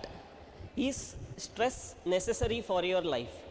Actually speaking, people think that stress is very harmful, but that is not true. Actually, some level of stress in your life is needed. If the person is absolutely carefree, least bothered about your life, then do you think he'll perform in the society? Absolutely not. Some level of stress is needed. If you plot a chart, stress level against the performance, x-axis stress, performance level in the y-axis. See, When the stress level is very low, actually the performance of that person will be very low. As the stress level increases, I am telling you stress, the good level of stress, as it increases, the performance level of the person slowly increases, and there is a level of stress at which the performance of the person will be optimum. When the person has worked very hard for his exams, regularly studied, sincerely working hard for his life, then there will be stress in him. That real stress in him actually improves his performance, and there is a level of stress at which the performance will be optimum, the maximum level of performance is obtained. But as the stress further increases, the performance of the person will drop. Now it is our responsibility to keep the stress at this optimum level. So we are training you with the techniques which can make you peak, perform at the peak level during your life and not break down or underperform. What are the symptoms of stress? When you are stressed, how will you know that you are stressed? There are certain physiological parameters, psychological parameters. Emotionally speaking, if you are very stressed, you will be irritable, you will be angry, short tempered, you will be crying, sometimes you feel depressed, frustrated. There might be loss of humor, occasionally suicidal thoughts also can come. Physiologically speaking, you will have increased heart rate, sleep disturbance can occur, behaviorally absenteeism to the school or the college. The person will stop coming regularly to college, at times miss college. Then some people may resort to drug use, illegal drug use in order to manage their stress. Then cognitive symptoms can happen, something like loss of concentration. People usually come to our OPD in the hospital, they tell, I can't concentrate in my studies, I am performing very low. But actually the cause is increased stress levels. There can be negative thoughts, poor memory, they tell, I don't remember anything these days. Of the symptoms. What do students do if they are really trained or know about what is stress management? Then they resort to good activities. But there are unhealthy ways of coping with the stress. When people are not very knowledgeable on how to manage the stress, they will resort to these kind of bad activities. Something like eating too much. I think we have seen lot of girls eating lot of chocolate when they are stressed. When exam comes, they eat lot of chocolates. Eating chocolates makes me happy. But actually it's true, there are certain chemicals in the chocolate, they increase serotonin levels in the brain and makes you happy, but it's only temporary. Once the level of chemical drops, after you stop eating chocolate, you again feel stressed. So these are unhealthy ways of coping with the stress. Watching excess TV, some resort to watching mobile phones late until morning 1 o'clock or 3 o'clock, they keep watching videos in order to keep themselves happy. But it's an unhealthy way. Sleeping too much, frustration or procrastination. Then boys, drug use, illegal drug use. I lost my girlfriend, so I have to drink more. I go to bar and drink. But does it make your girlfriend come back to you? No. But actually what are you supposed to do? Do some healthy activities so that you can keep yourself happy. Not use drugs, because drugs will make you happy for few hours. After the effect of the drug drops, does the girlfriend come back? Does it make you happy? No. It's only temporary. These are unhealthy ways of coping with the stress. So what are we studying here? It's called stress management. These are the set of techniques and programs intended to help people deal more effectively with stress in their lives by analyzing the specific stress and taking positive actions to minimize the stress. These are what we are going to do. What is the first step in stress management? First is to identify the stress. Next, acknowledge the stress. Your responsibility is to deal with your stress. First of all, identify if you are feeling very much stressed with your studies, with your life. So then acknowledge, that means accept that you have stress. Many people will be in a denial. When you are still in stress, you think, no, there is no problem with me, I am okay. Your friend comes and asks, your activity has changed, why are you so dull? Then you tell, no, I am okay. But go back to your room, lock the door and cry. Is it needed? No. What are you supposed to do? It's okay to accept. It doesn't make you helpless or weak. Don't think that accepting that you have a stress makes you a weak person. It's the who is the bravest person who accept that he has some problem, share his problem with your friends and get some relief. So don't think that sharing your stress makes you helpless or weak.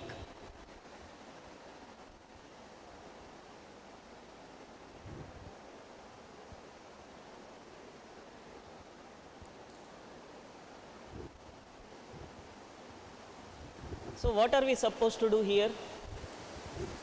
Problems in life give you stress. Now think about the problem. If the problem has a solution, if solution is present for your problem, then what are you supposed to do? Solve the problem in spite of stress. If there is no solution to your problem, accept and handle the emotions. There are guys here, they have a girlfriend manageable. What happens? You talk to them, solve your problems. If no solution for your problem, okay, accept your problem, handle your emotions. Exams are coming, you have 3 months for your exam, you are stressed, but there are 3 months, you can read for your exam. Read the exam well, face the exam. No solution, tomorrow is the exam, you can't read it. What are you supposed to do? Accept that you have not done well in the past and handle your emotions well. There are 4 A's to deal with the stress. So, broadly classifying, either you can change the situation which is causing you stress. If you can't change the situation, what are you supposed to do? Change your reaction or emotions towards the problem. Changing the situation, how will you change the situation? One thing is, avoid the stressor. If something is causing you stress, better avoid it. Or alter the stress. Change the stress in such a way that it will cause you less problem. How will you change the reaction towards the problem? Adapt to the stress or accept the stress in your life and face it. There is a famous saying by an intelligent dog. If you can't eat it or play with it, just pee on it and walk away. This is what a dog tells. So try your level best to handle the problem. If you can't handle the problem, just pee on it and walk away. This is what you are supposed to do. But if you sit in the same stress for a long time, what are you going to get? You are only going to get stressed. There are certain ways in which you can avoid unnecessary stress. See, some things like this. Cancel or avoid unnecessary or unwanted activities in your life. You are here as a student in a medical college. What is your prime job? The important job for which you are here is either study. The maximum amount of your time has to be spent for studies. Medical students study medicine, nursing students study nursing or various branches. If you involve yourself in unnecessary activities, it's going to waste a major part of your time and it's only going to put you in stress. So put your maximum amount of time for your studies. By that, unnecessary activities are removed and your level of stress will come down.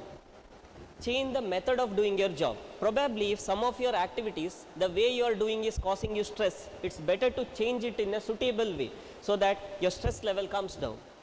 Reduce your workload, unnecessary workload, I mean. Learn to say no. Tomorrow you have exam, your friend is calling you to watch a movie. If you go to the movie, what happens? You will only land up in stress. Then in such situations, you should learn to say no. It's very, very important. If you feel sorry to say no to your friend, tomorrow you are going to get screwed up in your exams.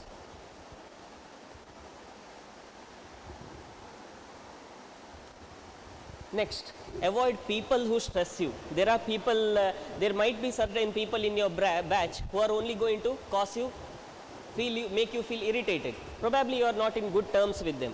If at all there are some people who you don't like them so much, then probably you can avoid contact with them so that you can spend more time with your friends and keep yourself happy. Take reasonable control of your environment. That is also very much necessary. I am saying not absolute control, reasonable control. There is no absolute control. You cannot attain absolute control over your life. But take reasonable control. How can you take reasonable control? Lead your life in a planned way. If you can lead your life in a planned way, the level of stress in your life comes down.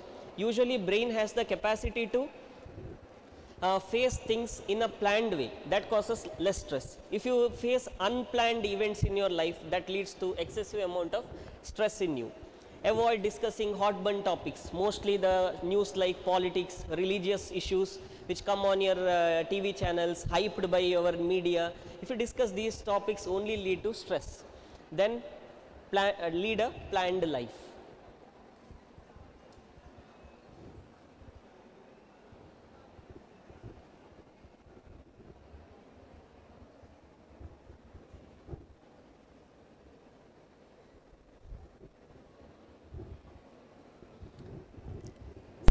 Assign the work to match your body clock. What happens in hostels is, even I had stayed in hostel once upon a time, usually the group discussions in the hostel go up to 3 o'clock, 4 o'clock in the morning. But it's very important for you to manage the body clock. It's very important for you to work hard in the daytime, sleep well in the night time. If you keep discussing, gossiping about your friends or something that happened in your classroom till late 3 o'clock, what happens? Your body clock, brain rhythm gets spoiled. So if at all you maintain a good sleep-wake cycle, it causes less stress to you. So in hostels,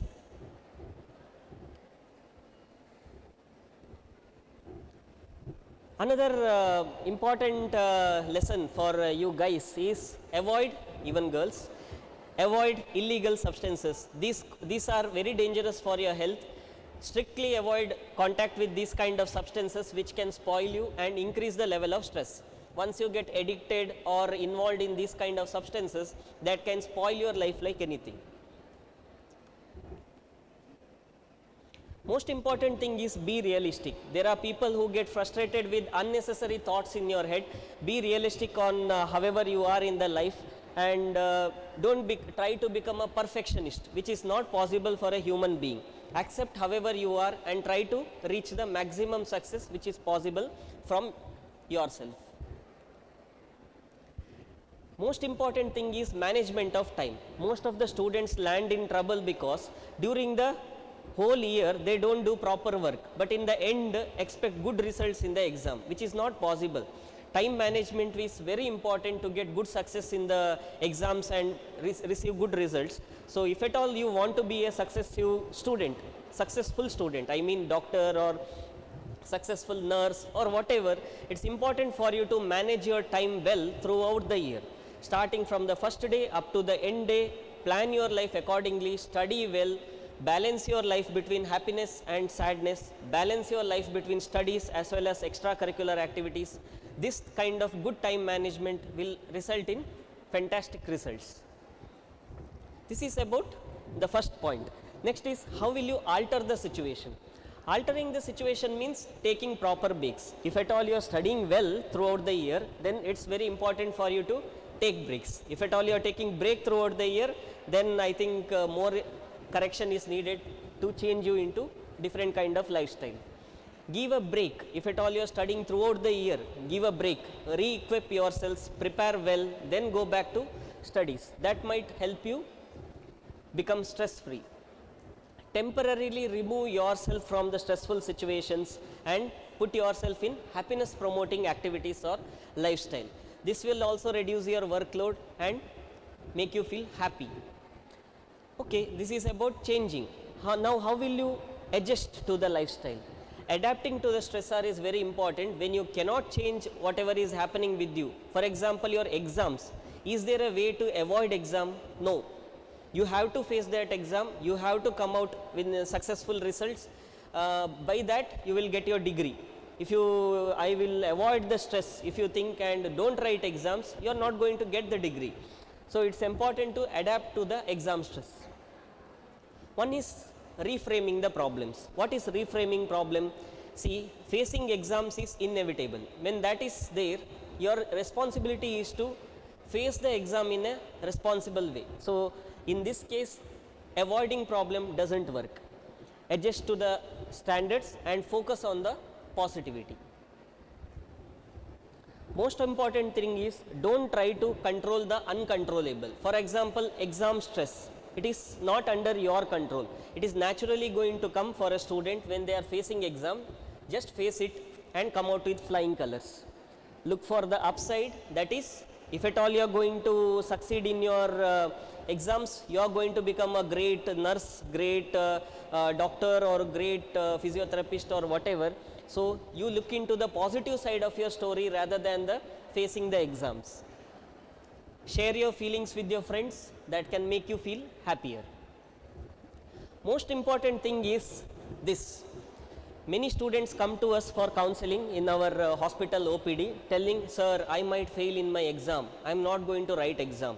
Recently we admitted one girl who was telling, I won't write my exams. She skipped one internals, first internals, she has not written at all. Now second internals, she is skipping this also. So how will you complete your course if you skip all the exams? It's not possible. The main problem is she has negative thoughts that I will fail in exam. Before even facing the exam, she thinks I can't write my exams. The problem is she has really read. Reality she has read, but assumes that I will forget the answers in the exam hall and I will not write my exam properly and I will fail. So on challenging that thought, negative thought in her head, actual chance of failing in any batch is only 1%, if at all. That too among people who have not read. People who have read, all of them pass, but this thought is the problem, negative thought. So it's important to challenge those negative thoughts. Next is correcting maladaptive thoughts. There are certain wrong thoughts in our head also. I will die of corona. What is the fate of my family? This was a common thought in 2020, 2021. Most of the people throughout the world were believing that they will die of corona and their whole family will die of corona. This was hyped by our media, TV channels. So many people died, so many people died. So many people could not even breathe throughout the year. On actual fact check, we found that almost 99% of people who got corona were cured. Only 1% died.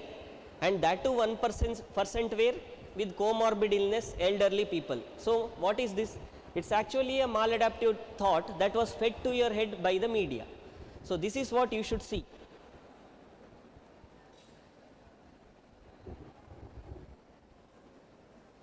Most important thing for you to do in this college days is maintain a healthy lifestyle. Best thing is involve in physical activity. This is the first thing you can do. I would say first thing. Next would be going on for all that previous words which I told. The first thing is involve yourself in physical activity. It reduces pressure on your mind. It reduces blood pressure. It refreshes you. It energizes you, and that helps you manage stress.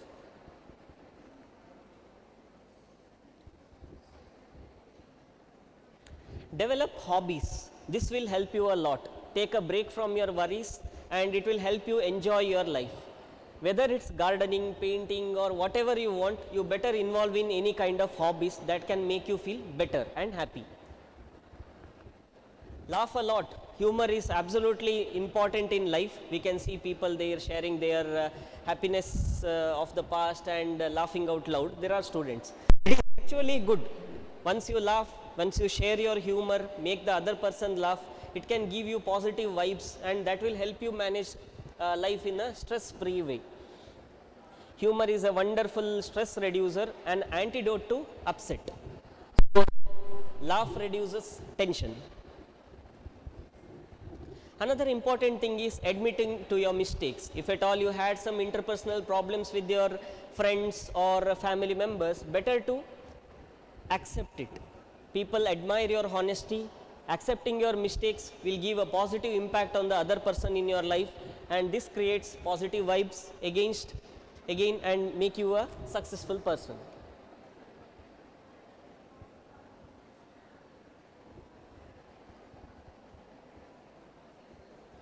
So use the method that suits you. I have told you many of the steps which can be used in your life. This is a short session for just a half an hour. If you want more, we can take for a longer time. So there is no universally accepted method to reduce stress. There is nothing like you do this, there is nothing like a pill, take paracetamol, your fever goes off. You can use any method that is suitable for you. All tips are not same and work well for different people. There are different tips for different people. Individually you have to see and use whichever suits you the best. Identify the best method that suits you. By strictly practicing the above methods, you can get at least 20% results immediately. But some methods like having hobbies, then good lifestyle, all these things give you results after at least 1 or 2 months. Changing your negative thought, all these things take some more time. So mostly it's important for you to change your lifestyle, change the way you think, and the last thing you can go for is seeking professional help. If at all you have done all these things and in spite of that you are dooming in stress, then you better go and consult psychiatrist or psychologist or whoever and get help for these problems. With this you can you can come out of all these unimaginable severe stress. You can go for CBT and other conflict resolution, family therapy, etc. Many other counseling techniques will offer you lot of help to come out of this stress. Don't miss your exams, work hard. I think it's a very big crowd, most of them are tired now. Okay then, thank you.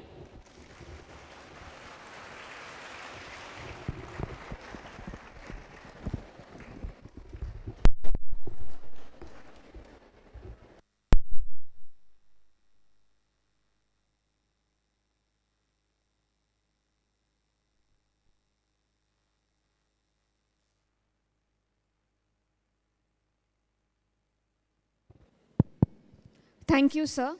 I would like to call Dr. Darshan, Assistant Professor, Yenapoya Pharmacy College, on the stage to kindly hand over the certificate to the resource person.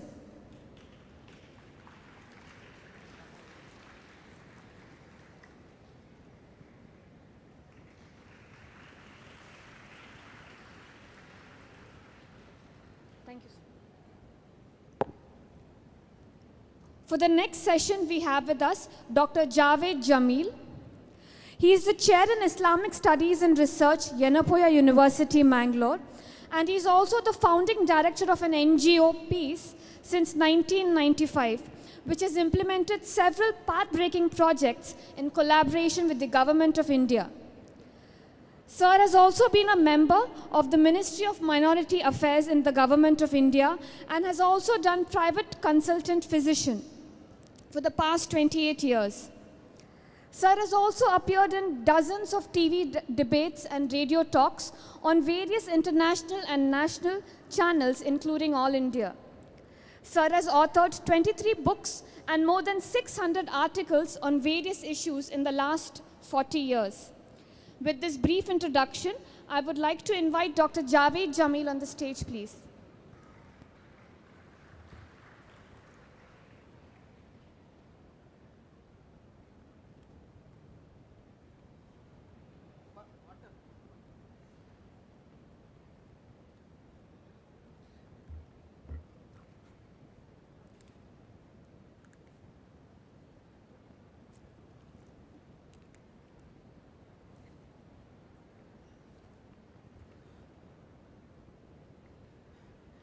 In the name of God, the Lord of the universe, kind and merciful.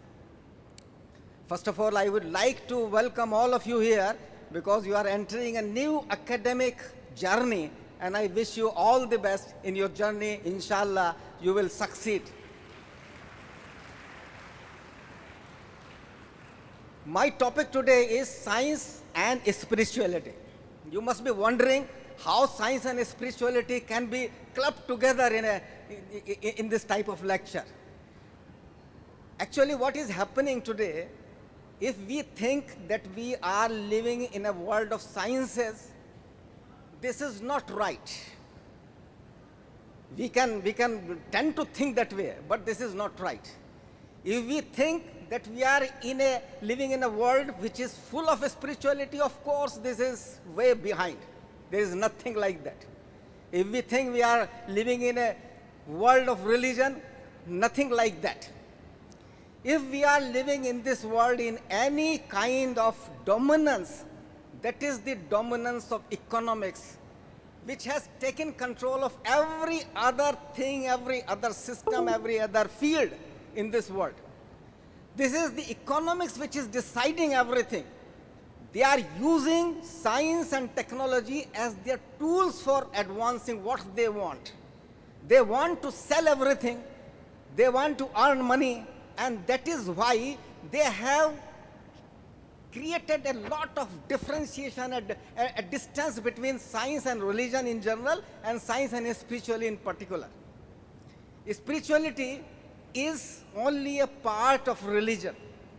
But why the modern world is so much against religion? The reason is only that the forces of economics are taking control of everything. They are taking control of our political system, they are taking control of our healthcare system, they are taking control of our overall economic system, they are taking control of our educational system. Every system is in their hands, and they fix the rules and laws according to what suits them, what suits the demands of the market.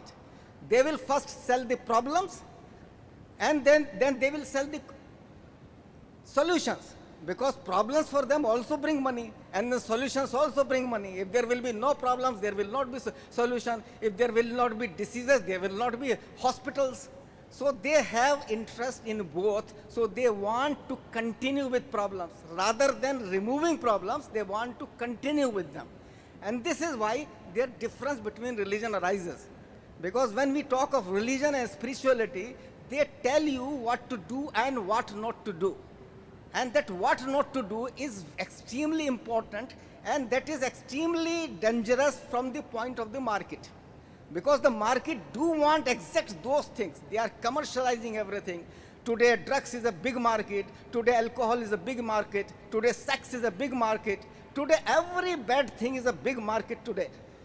And if that big market is to be sustained, they feel that religion has to be kept out, because religion, the fear of God, and the fear of hereafter, these are the things which make people think hundreds of times before touching those evil things. They do not touch the evil things just because they want to have the pleasure of God.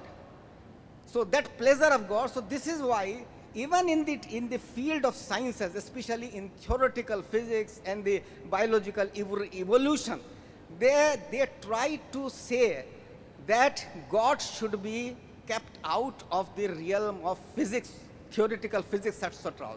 How the universe was created. They will create theories that the universe was created on its own. Everything came into existence on its own. There was no need of God. So they will say that mathematics came first, but there was no one anywhere in the universe who knew about mathematics. Then physics came, laws of physics started emerging. There was no one anywhere in the universe who knew anything about physics. Then chemistry started emerging. Again, nobody knew chemistry. Then biology started emerging and living beings started coming into existence, and there was no one knowing of anything about biology. So this is the kind of the thing. For example, if we think that this whole university came into existence while there was no planning involved, no designing involved, no one involved, suddenly certain things started appearing, and this the whole field started getting cleared. Then suddenly we saw that the buildings started appearing, but there was nobody involved in it. So this is the kind of the system they are creating in the minds of the people. This system is totally, fully fine-tuned, fully coordinated, and huge, huge system that cannot be possible even without a controller, without a designer, without a planner. And that is where the need of God is. And God knows everything in advance. We know what are the side effects of alcohol today. We know what are the side effects of indulgence in sex outside marriage today. 500 years back, 1,000, 2,000, 5,000 years back, these were not known. But God meant it, and God, through various scriptures, through various religions, guided humankind to tell them what is good for their life and what is not good for their life. Next, please. Next slide, please. So, First of all, let us understand what sciences and spirituality are. They are not contradictory to each other, but they are complementing. Traditionally speaking, spirituality is about one's devotion to God and desire to please and not please God through his deeds. So that is the basic aim of all religions. Almost every religion thinks the same way. Every religion talks of one form or the other of God, and every religion talks of pleasing them. Traditionally, so next slide please. What is, if we try to discuss sciences in the light of spirituality, then what sciences are?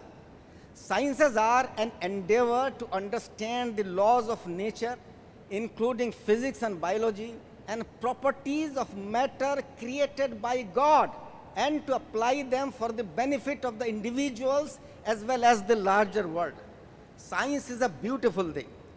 Science tells us what is right and what is wrong, but unfortunately, the forces that are controlling the world, they do not want the scientific facts to go to the public. They will say, okay, drugs causes certain problems, but you have alternative solutions to them. You can take alcohol in moderate amounts, and then we will manage it. If at all you develop certain diseases, then we will give you certain medicines, and you can control. You can have a free sexual life. If certain problems start, we can tell you the methods of safe sex, and then certain problems start, then we can give you so many kinds of treatment are there. But sciences are telling exactly what are wrong. In last 35 years, more than 100 million people have died. You know, due to what? Due to diseases like AIDS, due to alcohol-related problems, due to problems related to gambling, due to problems related to various kinds of drugs. HIV, AIDS alone has killed 40 million people in the last 25 years. And that is because the traditional system of marriage and family system was totally disintegrated in the West, and the same we started following in our areas of the world also. Next slide, please. Spirituality, what is spirituality? Spirituality is an endeavor to achieve a higher state of consciousness which helps one to do what is beneficial to the health and peace, and avoid what is harmful for health and peace of not only oneself but larger humanity, even the other components and creatures of the world.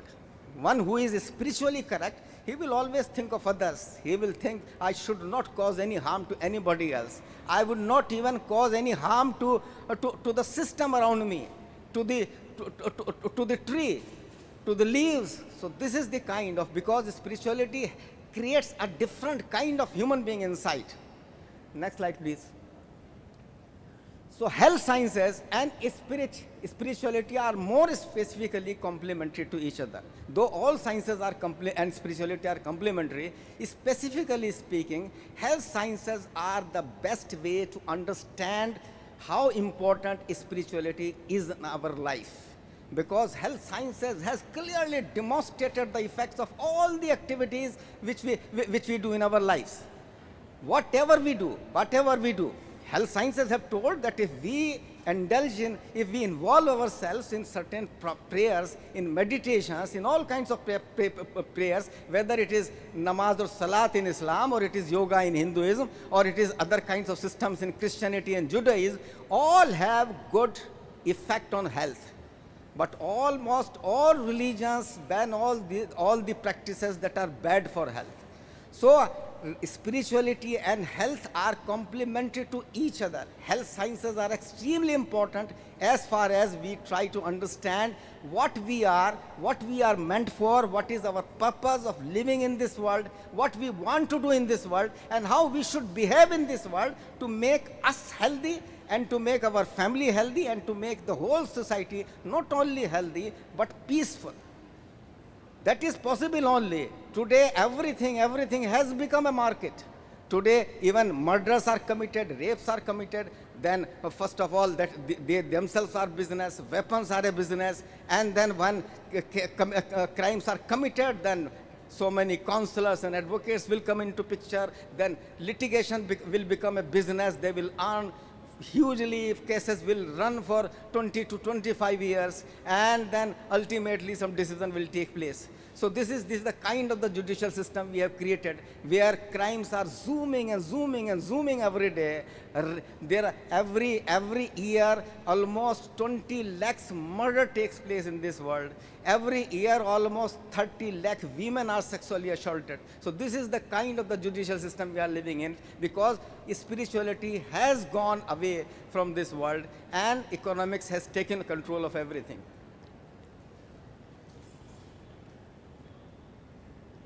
As out of all sciences, health sciences are most concerned about human life and healthiness of life.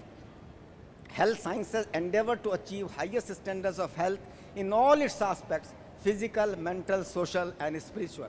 Next slide, please.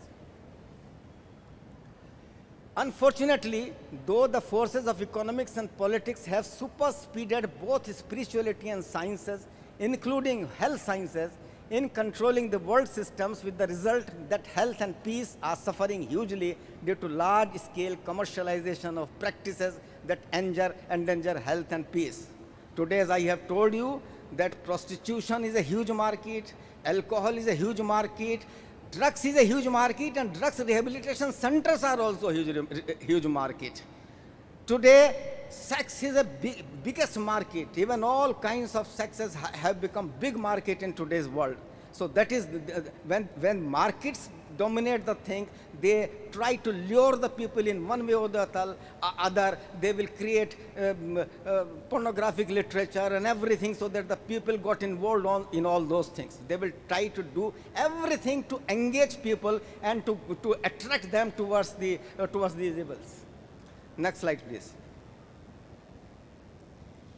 It will be better if we understand the difference between mental health and spiritual health. Because when you will start studying here, you will know that health is defined as a state of complete physical, mental, social, and spiritual well-being. So it involves both mental and spiritual well-being. And I happen to be the person. Previously, spiritual word was not there in the definition of health, but because in 1990s I stressed a lot on spiritual well-being, and I wrote too many letters and articles on that subject. Ultimately, WHO included spiritual health in the definition of health also. But what is the difference between mental and spiritual health is not very much clear even these days. But I have tried to make it clear what is the difference between mental and spiritual health. So mental health means the ability to respond normally or adequately to the various situations, to possess a mental balance, a state of mental calm without anxiety or fear, and not to have any palpable disorders of thinking. Merriam-Webster defines mental health as a state of emotional and psychological well-being in which an individual is able to use his or her cognitive and emotional capabilities, functions in society, and meet the ordinary demands of every life. Next slide, please. Now we see what spiritual health means and how it is different from mental health. So spiritual health, on the contrary, means an individual's ability to distinguish between right and wrong, and resolve to lead a more righteous life, free of stratagems, deception, dishonesty, and selfishness. So these stratagems, deception, dishonesty, and selfishness, these are the things which are the enemies of spirituality. So if you want to be spiritually correct, if you want to be close to your Creator, then these things you have to avoid at any cost if you want to become spiritually healthy. You can be mentally healthy, but you can still be spiritually healthy. Next slide, please. So while mental health represents the soundness of behavior and reaction to stress situations and the ability to lead a normal stress life, Spiritual health denotes the ability of a man to control his actions, to distinguish between what is right and what is wrong, to adopt what is right, and to reject what is wrong, and to be able to work for the larger aims in life. Next slide, please. A man can be mentally healthy but can still be spiritually ill. So it is quite possible that you are very much strong mentally and you can do everything, every activity, but spiritually you can still be ill if you do not think good of others, if you are not able to differentiate between what is good and what is bad.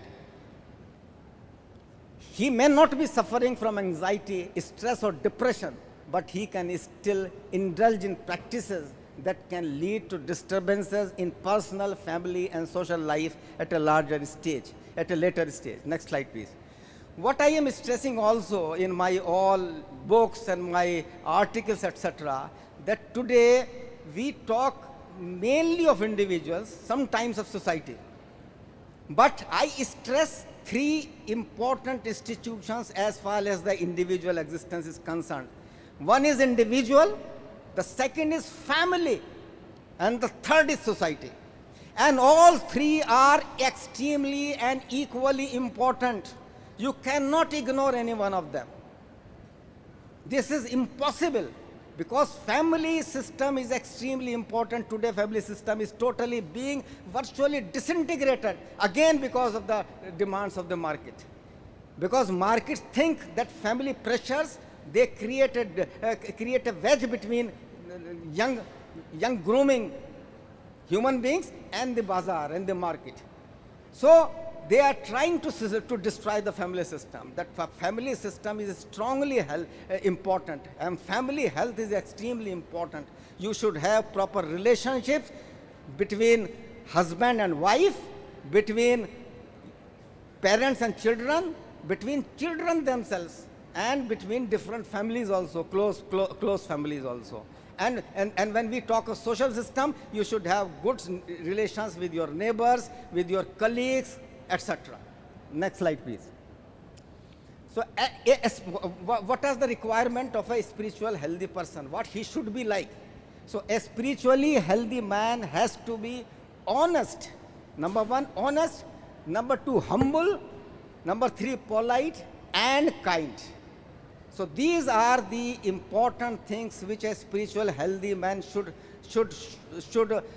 exhibit.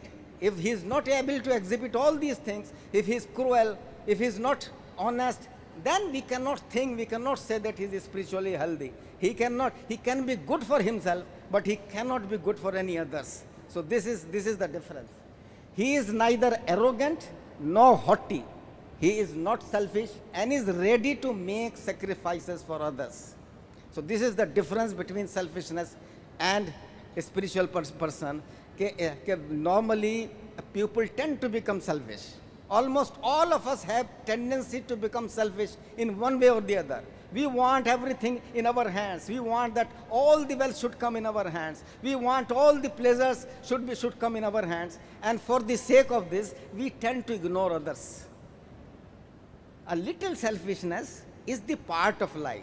That has to be there, because you have to be selfish as far as your immediate and important requirements are concerned. You have to take food, you have to earn some money, that much is all right. But when your selfishness is at the cost of others, then it causes problems. This is where spirituality goes aside and your selfishness becomes supreme. Next slide, please. So he does not indulge in evils and he does not do anything that violates the interests of his family and society. Next slide, please. So these are the three stages of soul's spiritual journey. Now when we talk of spirituality, there are three terms which come because I am more from Islamic background, and many of you are also from that background. So there is one term used in Islam which is called nafs, and the other is ruh. So nafs relates to soul, and ruh relates to spirit. These are two a little different things.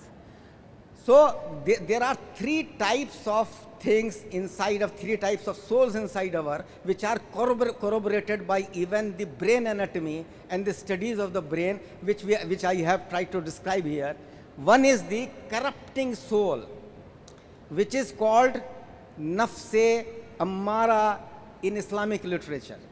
So that corrupting soul, which is keeping busy in the worldly activities, some good, some bad, represented by beta brain waves.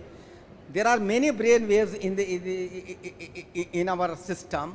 One is alpha, one is beta, one is theta, one is gamma, one is delta. These waves represent different type of behaviors. When we are in a different state of mind, different kinds of brain waves are acting.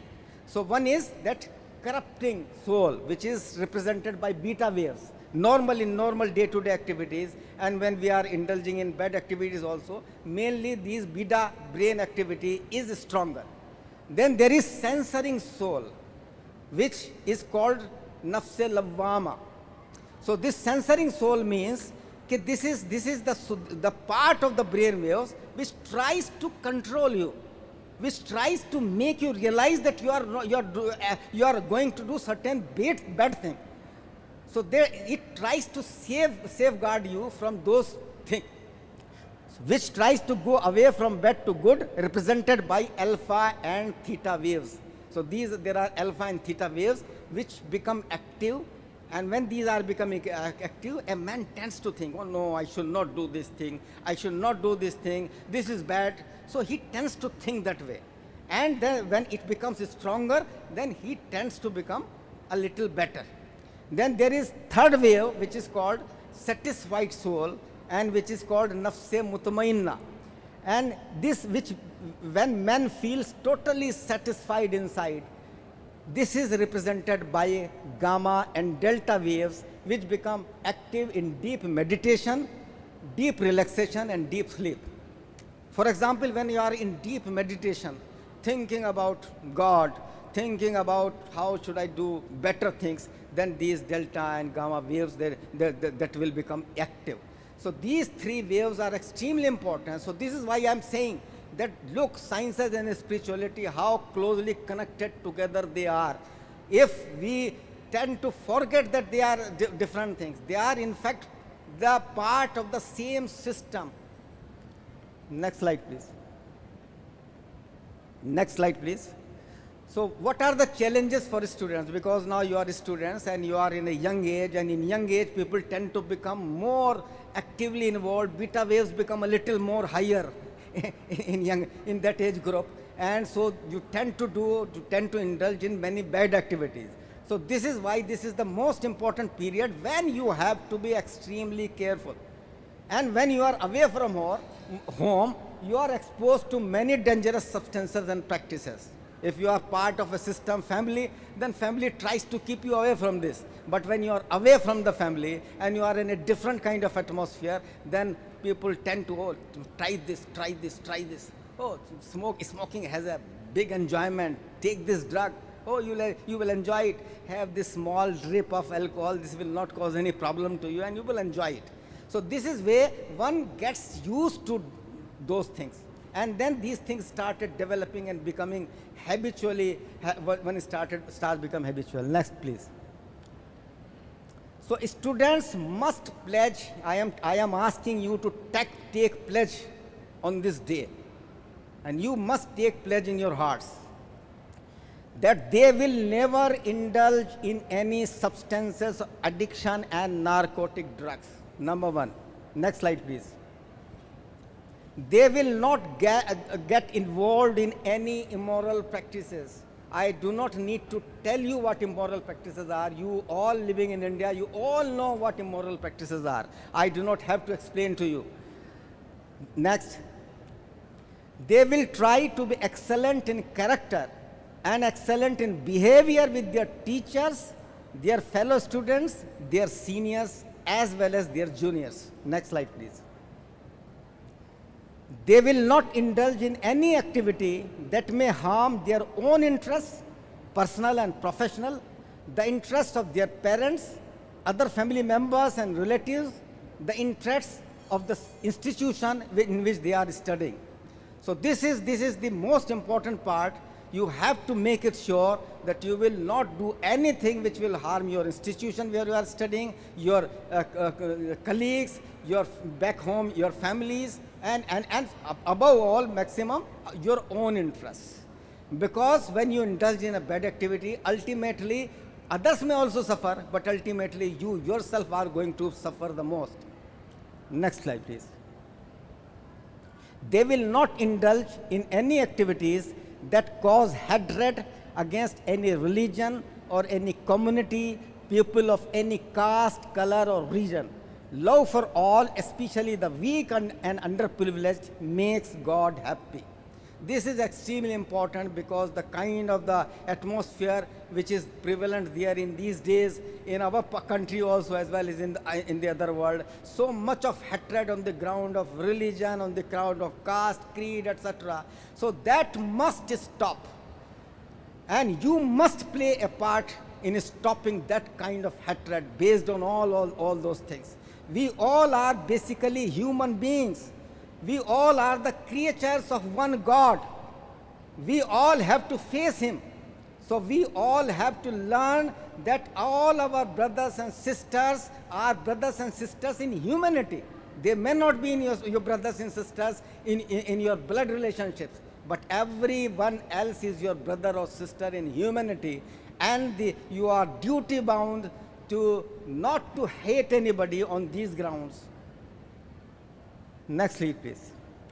Spirituality, now I will try to show what in different views, different philosophers and different religions say about spirituality. I have been impressed, this is what La Da Vinci said. I have been impressed with the urgency of doing. Knowing is not enough, we must apply. Being willing is not enough, we must do. This is not just, okay, we are just thinking, I will do, but I don't do. So thinking alone is not enough, we have to do. If we think we must do certain thing, then we must do it. Next. This is by Albert Einstein. Albert Einstein, you must all have heard, the big physicist who gave the theory of relativity. Logic will get you from A to B. Imagination will take you everywhere. So logic alone is not enough. Imagination is also extremely important. And if imagination is controlled by good spirituality, then you will always be better off. Next.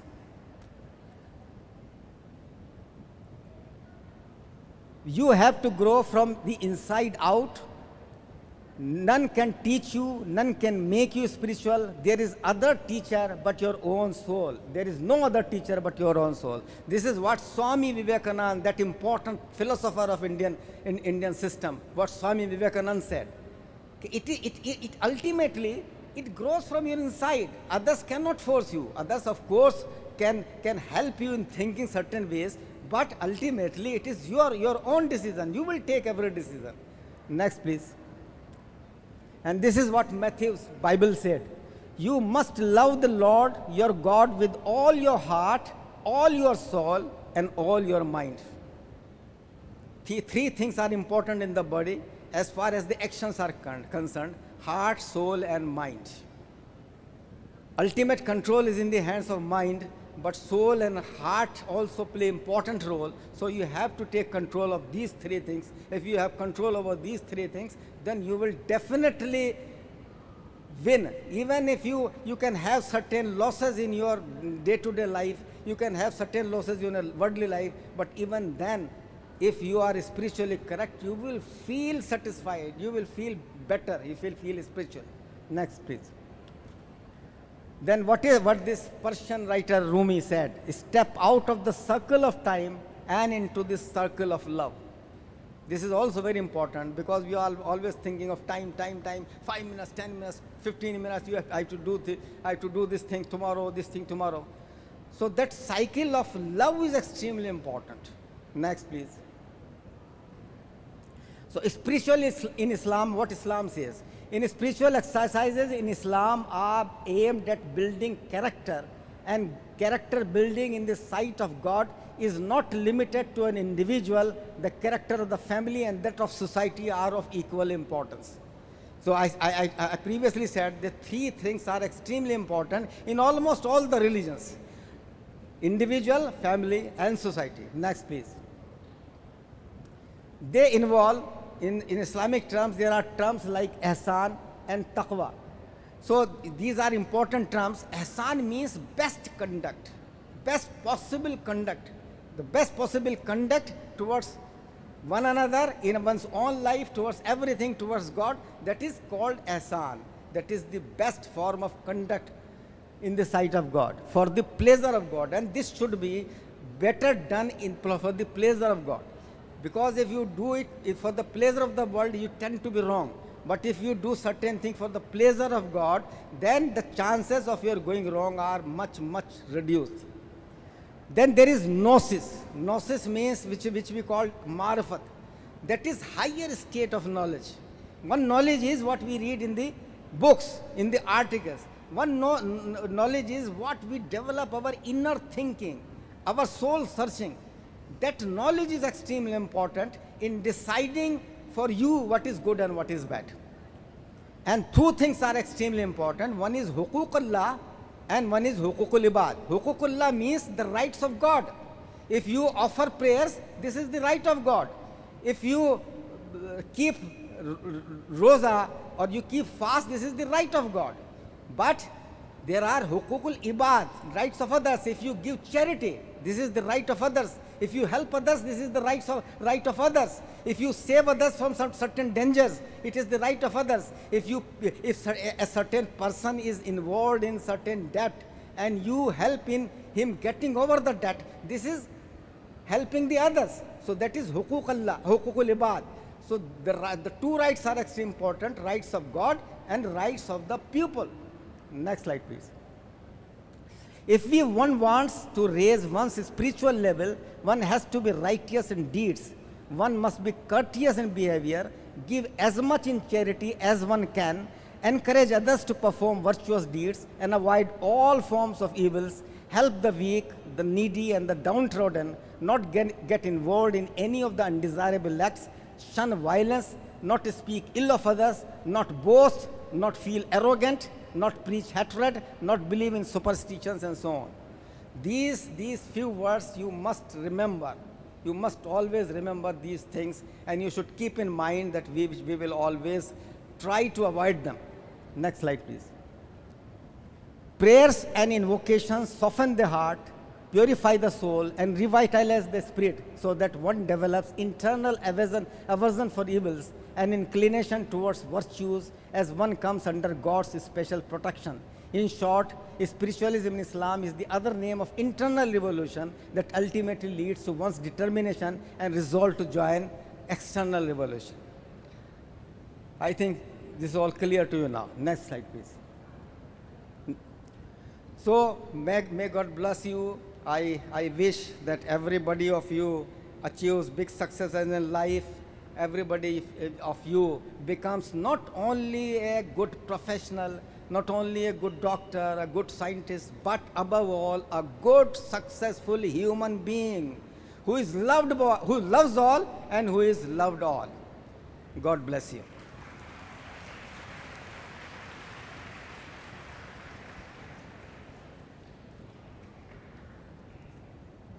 Thank you, sir. I now request Mr. Abdul Rahmanullah, Assistant Professor, Yenapoya Pharmacy College, to kindly hand over the certificate to the resource person.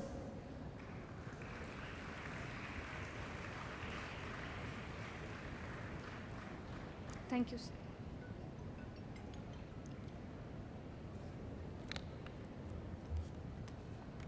Thank you. The next session will begin after 5 minutes. I request all the students to remain seated and wait for the resource person to arrive.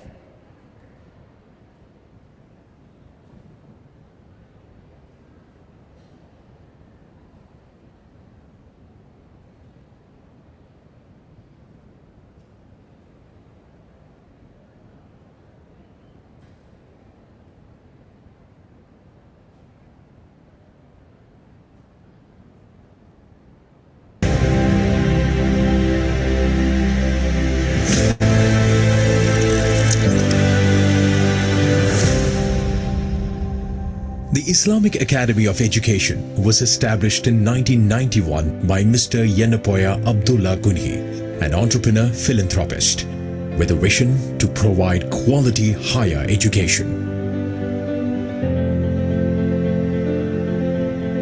As a non-profit trust, the Academy established Yenapoya Dental College in 1992 and set up medical, nursing and physiotherapy colleges subsequently.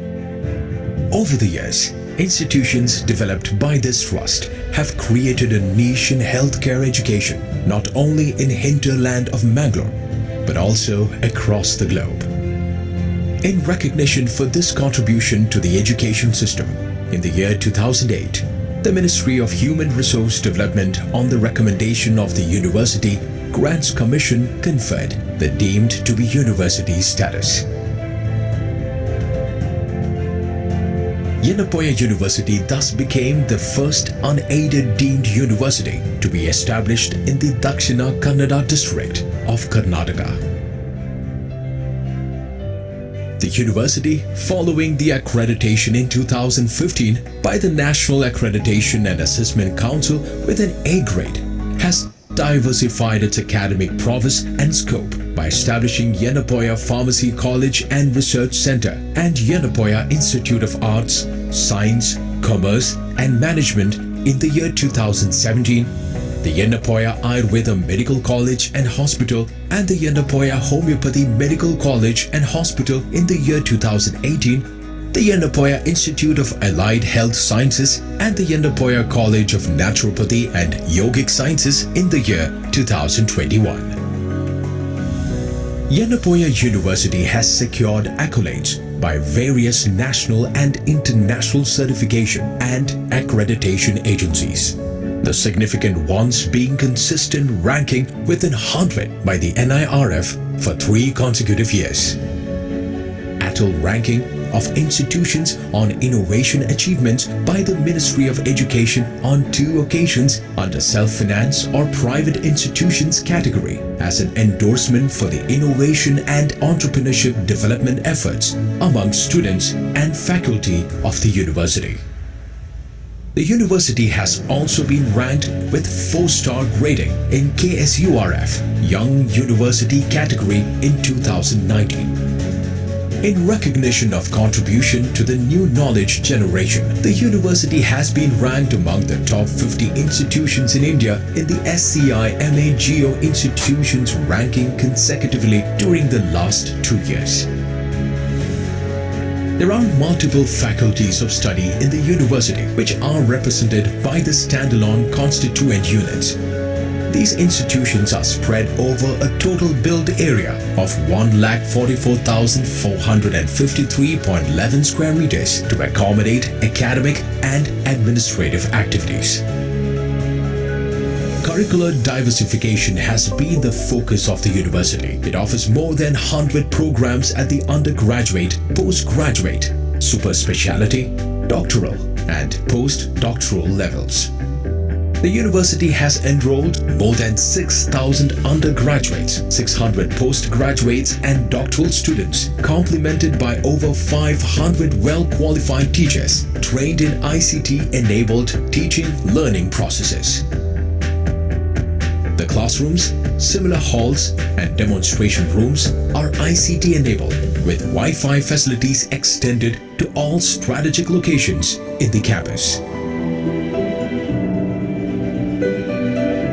The integration of information communication technology in teaching learning meets innovative educational standards. Self-directed learning is supported through e-resources on the customized learning management system. Choice-based credit system incorporates a wide spectrum of electives in majority of the programs offered. Internships, industry visits, community postings, skill development training and early exposure to research equip the students professionally competent for employment. The mentorship program supports the mentees throughout the duration of the program to enhance learning experience and personal growth. Community-based training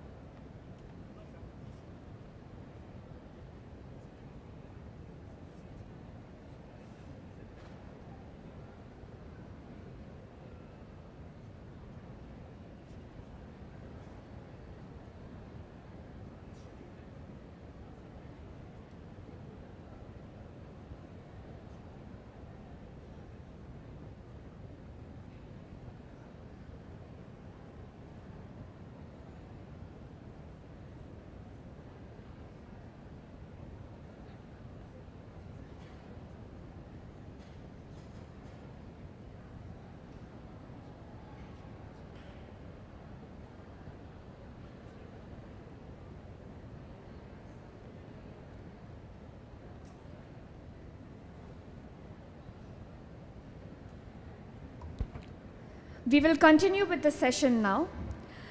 For the next session, we have with us Mr. Riaz Ahmed Kannur. He is the President of Research Talent Foundation, Mangalore, and he is also the Secretary of Muslim Education Institutional Federation. Sir is going to enlighten us on the topic scholarship opportunities. With this brief introduction, I would like to welcome Mr. Riaz Ahmed on the stage, please.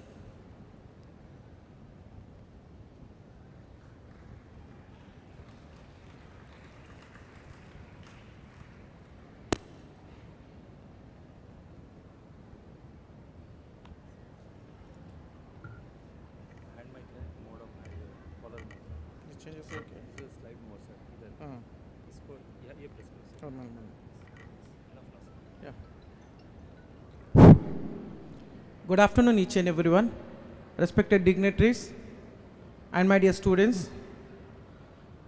Yenapur University has given a great opportunity to deliver a speech on scholarship opportunity. Every year the medical students used to get an opportunity. This year even the non-medical since all the students are getting the opportunity. I think even next coming week also even the degree students also getting the same opportunity. But before, half an hour has given to me as to brief about the scholarships. So dear students, I know that you are all aware of the scholarships. Is it? Are you aware about the scholarships, children? Yes or no? Yes. There are n number of scholarship children for the all the schemes, different streams, there are different scholarships. Coming to the point, before telling about the scholarships,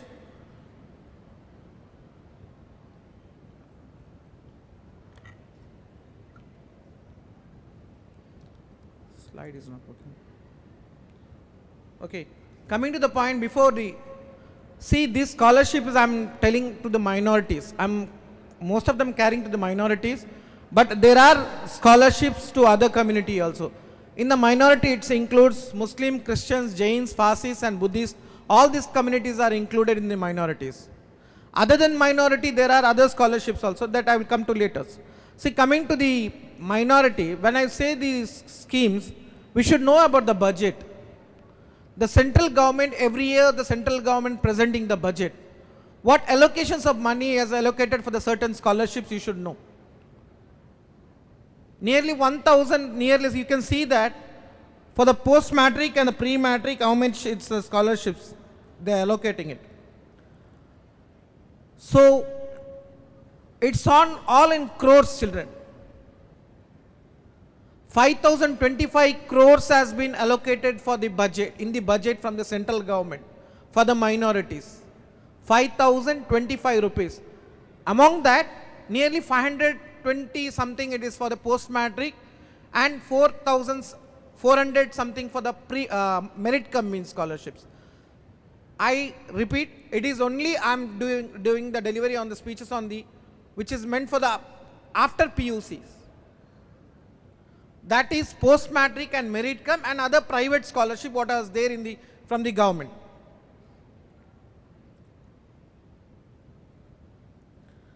See children, you can see, you can see that the scope, why the government is giving the scholarship. Scholarship was available for the studies in the India only. These scholarship I am telling, all the scholarships available in India only, those students are from all over the India, they can get it. I told that this Muslims, Christians, Jains, Christs and Buddhists and Parsis are, can this call available. This merit cum and post-matric, 30th October is the last date to apply. 30th October 2022 is the last date to apply. So, in the post-matric, which all the courses covered? Most of the, see, after PUC, B.Pharma, graduation, all the graduations up to the post-graduation, this is covered in the, for the post-matric. Post-matric, the amount is 4 to 25,000 rupees. So, PUC students may get 4,000. From the paramedicals, all they will get 18,000 rupees as a scholarships. So this is for the merit cum means. You can see which all the courses is covered. Almost all the courses are covered in this BPT, MPT and nursing, BSc nursing, MSc nursing. I think most of the students are there in this for these scholarships. Merit cum means scholarships. Merit cum, the minimum amount is 25,000 rupees. Maximum amount is up to 3 lakhs rupees. So what are the eligibility for these scholarships? So you should know that what are the eligibilities. The student should pass with a 50% of marks in the PUC. Minimum 50%. But the selection criteria will be on those who get the highest will get in the merit cum, that is 90%, they will get the scholarships. And income should not exceed more than 2.5. But in the post matric, income should not exceed more than 2 lakhs. Your income should not exceed more than 2.5 in the merit cum, and in the post matric it is 2 lakh. And this is only for the, not for the correspondence course, this is only for the regular courses. And this is for the students of Karnataka, and even from the Kerala can apply. They have a NSP scholarships called as NSP, National Scholarship Portal, where all the students can apply, provided they have to send the hard copy to their concerned state. They have to send their hard copy, they have to take the 2 set of copies, submit to the institutions. After taking the all those document verified from the institution, they have to put the seal and signatures from the principal. After that, you have to submit to your concerned state. You have to send to the address to the concerned state. This is the important notes. Bank account should be nationalized, or you have to operate you should have the nationalized bank account. That's your corporate sector or Sahkari Sanghas, all those things doesn't work here. You want to be open in an account preferably in nationalized bank, and your Aadhaar card and your account should be sealed with the Aadhaar card. That is also very important. If your bank account is not seated with the Aadhaar card, then you will be selected, but the amount won't be credited to your account. It will be in the in bank account itself, in the bank itself. And this is all the scholarships are on online process. There is no shortcut for this. There is no offline at all. There is no particular application for any of the scholarships. There are some private scholarships like Jindal. These all the where offline also allowed. But in these scholarships, most of the scholarships are in the online itself. So what all the document required before applying it? You should make your document ready. These are the documents which should be get ready.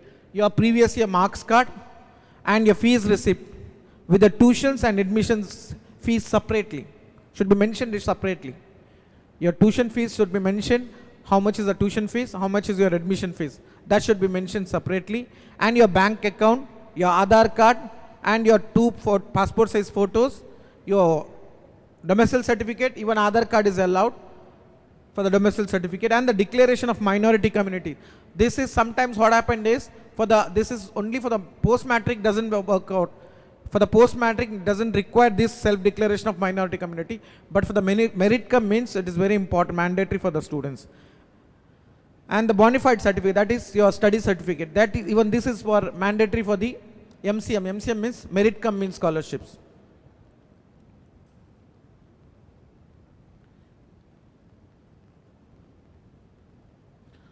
This is for the, I told about this thing, merit cum means scholarship. The merit cum means scholarship, which are the courses, all the paramedical courses, everything is covered under that. And the document required, even I mentioned it. You can take down this, what are the document required. This is very important. Children, and here while applying it, you should have all those document attest from your institution. And for the merit cum means your paramedical courses and your BPT courses, all these courses, general medicine, nursing, general GNM, it's covered under post-matric, not under the merit cum means.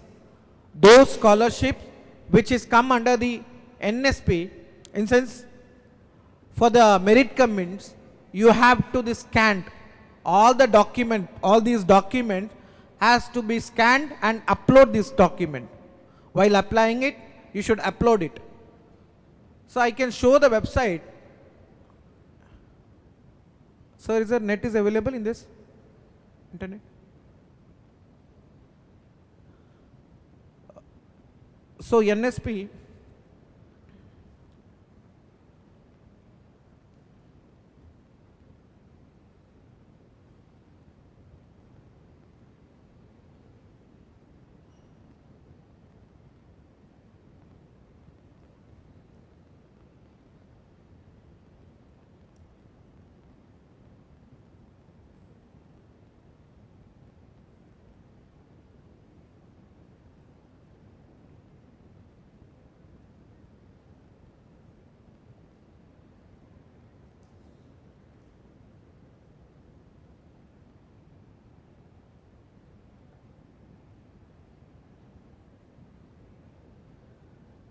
you can see this here.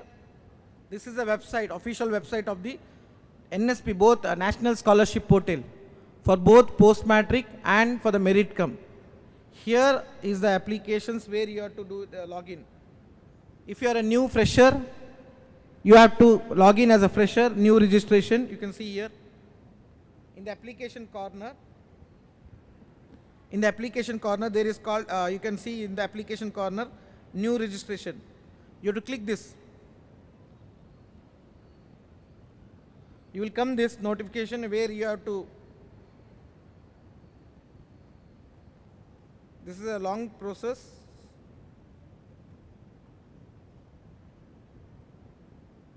So you have to end mark over here, and from here you can go for the which schemes you are opting, you have to select from here.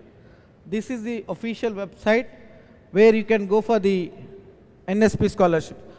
See, even for this, sometimes what happens, you don't know which scheme you've been selected. When you select your course, automatically it will come whether it is post-matric or merit commits. Sometimes you you in confusion. Some children might be in GNM nursing, general nursing. They have been selected, obviously they will be selected in the post-matric itself. For them, no need of uploading the document. Those selected students are selected for the post-matric, they need not upload the documents. But for all the paramedical courses, BPT, all those courses, you should scan the document, which are the document I have mentioned earlier. You should scan all those documents and upload the document at the end. First you have to fill all the applications, after that you have to upload the document also.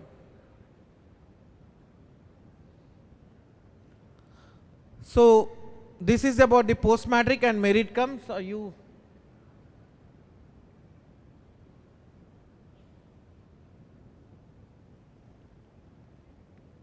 See, after submitting, the final submission is over of the scholarships. See, children, I have told you have to take the 2 sets of applications, print out. You have to attach the applications in the office room and submit, not to the institution. You need not submit to the institution. You can, those students of Karnataka, you have to submit to the district minority office. Where it is our district minority office? It's in Pandeshwar. Maulana Abul Kalam Azad office is there in the first floor. You have to submit over there. And those Kerala students, those are from Kerala, they can apply in the same portal itself, that is NSP portal, and they have to submit to this particular address. Send with the post with this particular address. You can take down those Kerala students. Director of Minority Welfare, 4th floor, Vikas Bhavana, Thiruvananthapuram. See, I think most of the students will apply, but whether you all will get the scholarship, no. I'm stressing because why I'm saying is, everyone will apply, most of them will apply, but everyone won't be selected under NSP. So the state government So the state government of concerned states, for example, in Karnataka, we have a SSP, State Scholarship Portal. SSP means State Scholarship Portal. There is one more website for that. That is of Karnataka government's website, where you have to apply in that also.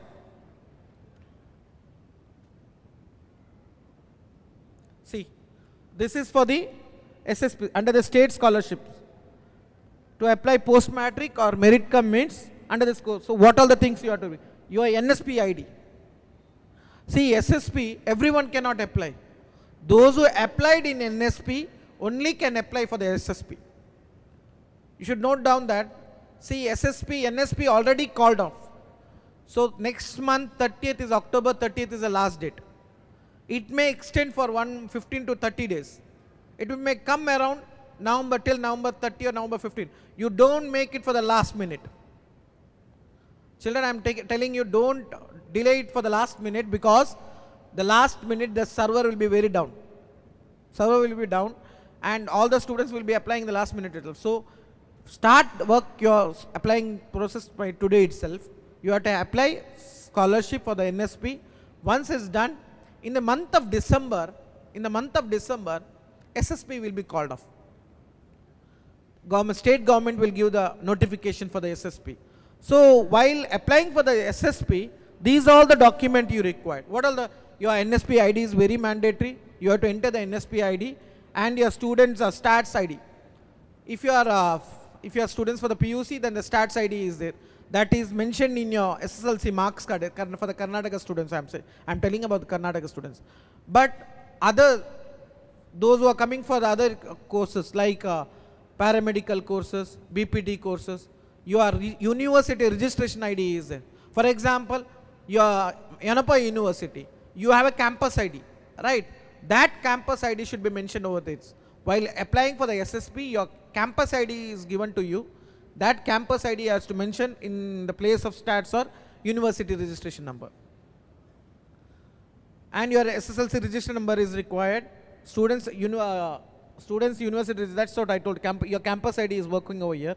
And Aadhaar card, both your Aadhaar card, your parents' Aadhaar card is required for the SSP and your Aadhaar card is required. If you don't have an Aadhaar card, your enrollment number is required.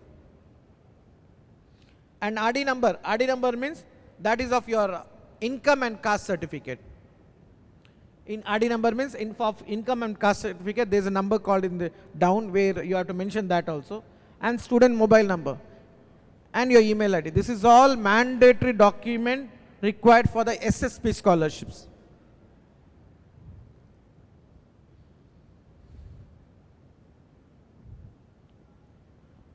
This scholarship, as I told, this is mandatory because every student, those who have applied NSP can only apply for the SSP.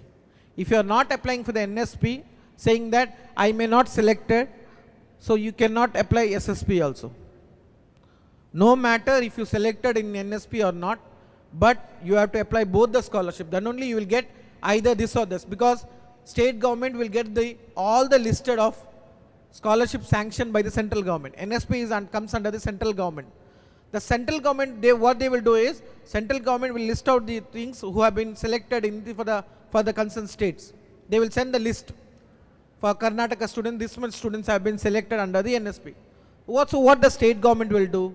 State government will make the list in separate list. They will skip it. All those students have been given from the central government. They will give those who are not selected under the NSP, they will give the scholarship. Remember one thing, that state is giving more money than the central government. So those who are merit students, sometimes they get less amount, but those who are selected in the state government, they will get more amount.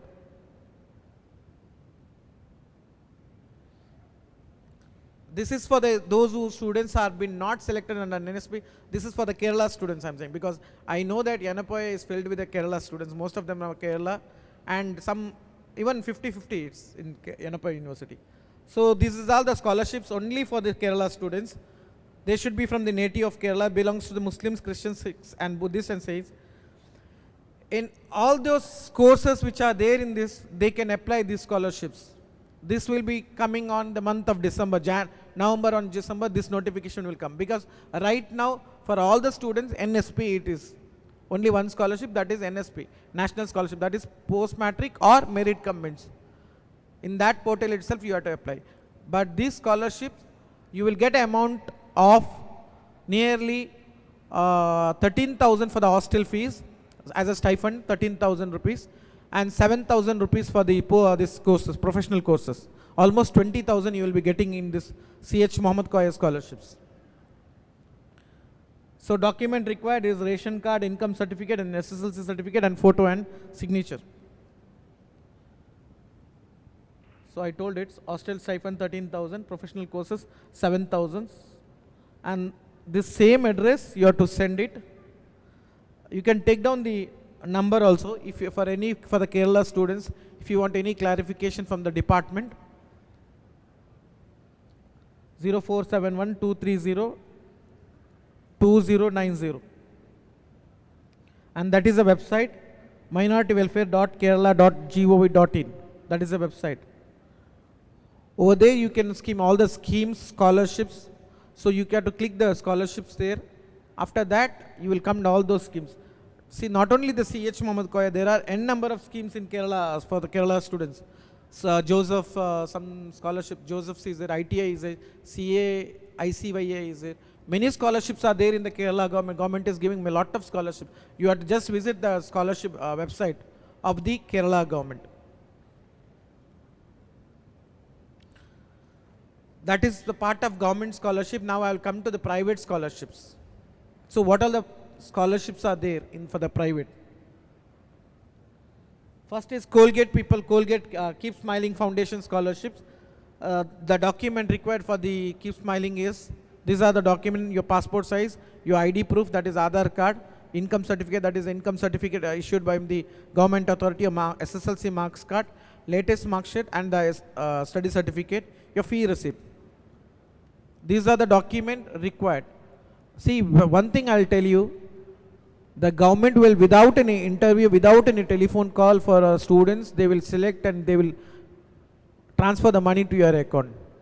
But in the private scholarship, most of the private scholarships, I'm stressing you the point that most of the private scholarship, what they will do is, they will give a call to you, whether you are the genuine candidate. Because they will cross-check your things and they will ask some question also. Because they don't want to give the simply money, right? Because they give nearly 20 to 30,000 rupees per students. Sometimes they may give to up to 1 lakh. HDFC is giving 1 lakh, up to 1 lakh. So these people, they don't simply give you money. So for that, they will cross-check you, giving a telephone call or Zoom meeting, whether you are a student or not, to know that. They will ask you all those ID proof, everything, because once you applying on online only, they will have lot of documents.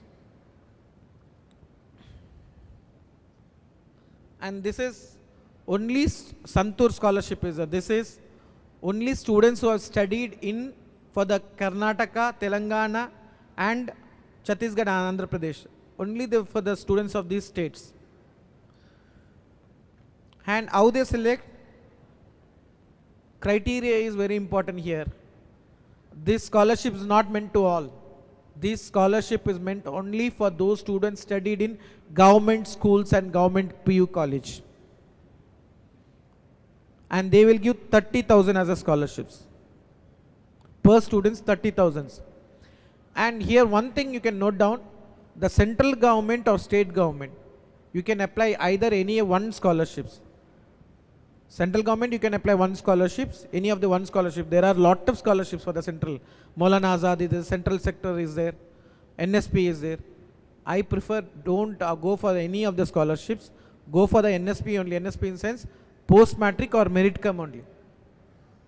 Why I am saying is, Maulana Azad, you will get hardly 6,000 rupees. Whereas in central sector, you will get hardly 10,000 rupees. But for the post-matric, you will get, I told it, from 4 to 20,000 you will get for the post-matric. For the merit cum, it is 25,000 to up to 3 lakhs rupees. It's all depend on course. For the medical seats, for the all those schemes, they will get nearly up to 3 lakhs. This scholarship, Santur scholarship, is only for the private and only for the 4 states only. Students of the 4 states can apply for this. I told the document is, you can see that, passport size photos and your application bank passbook and Aadhaar card and your SSLC and PUC marks card and your current year admissions fees, admission proof, that is fee receipt or anything can work out. These are the document is required for the Santur. So how you can apply? There is a website for the Santur website. And this is one more scholarship. This is for the, this is only for the Karnataka students, not for the other states. This particular scholarship is not an online scholarship. This is an offline scholarships. Students pursuing all those post graduations, all the schemes, even professional schemes also they give. Previous year their PUC marks card should be 55 and above. And 30% is reserved for girls, or this particular scholarships. 30% is reserved for the girls. And this is the website, sitaramjindalfoundation.org. That is the website of the Jindal Foundations.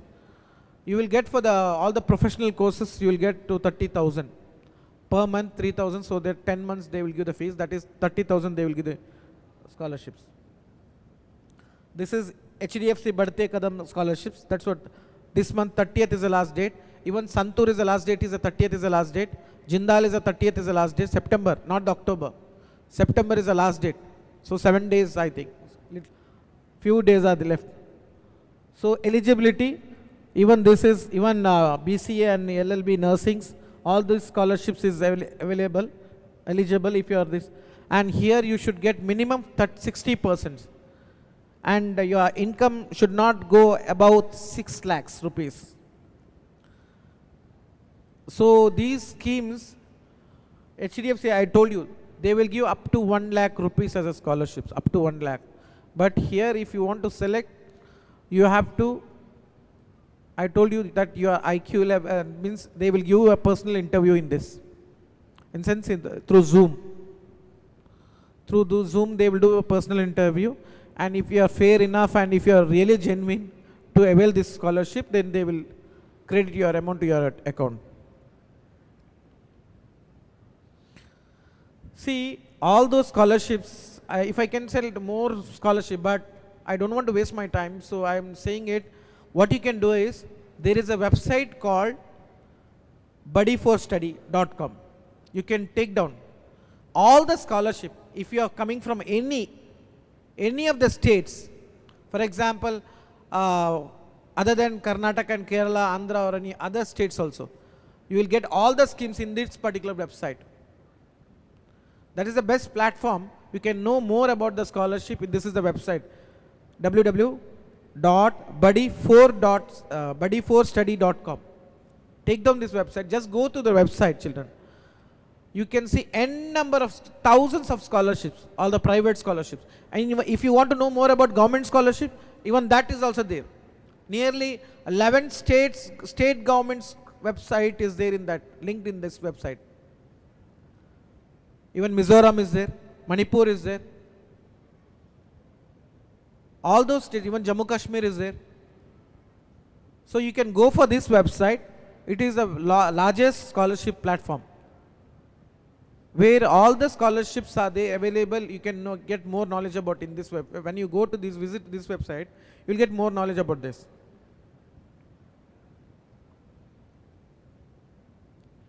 So this procedure I don't want to say because it's a waste of time also, because I have already showed the website. Once you go for this, you will come to know. This is one more scheme, children. This is only for the Karnataka student fee reimbursement schemes. For these particular scholarships, you need not apply this particular any application. There is no application at all.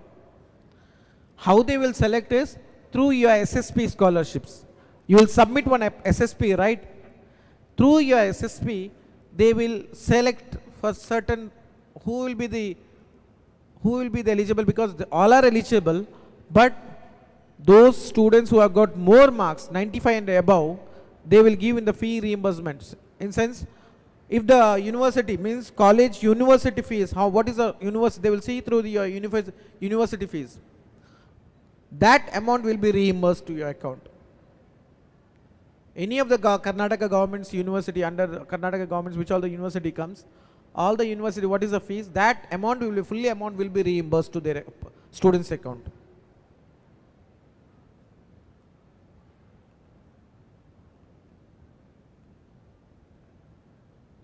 Even this is the one more scholarship.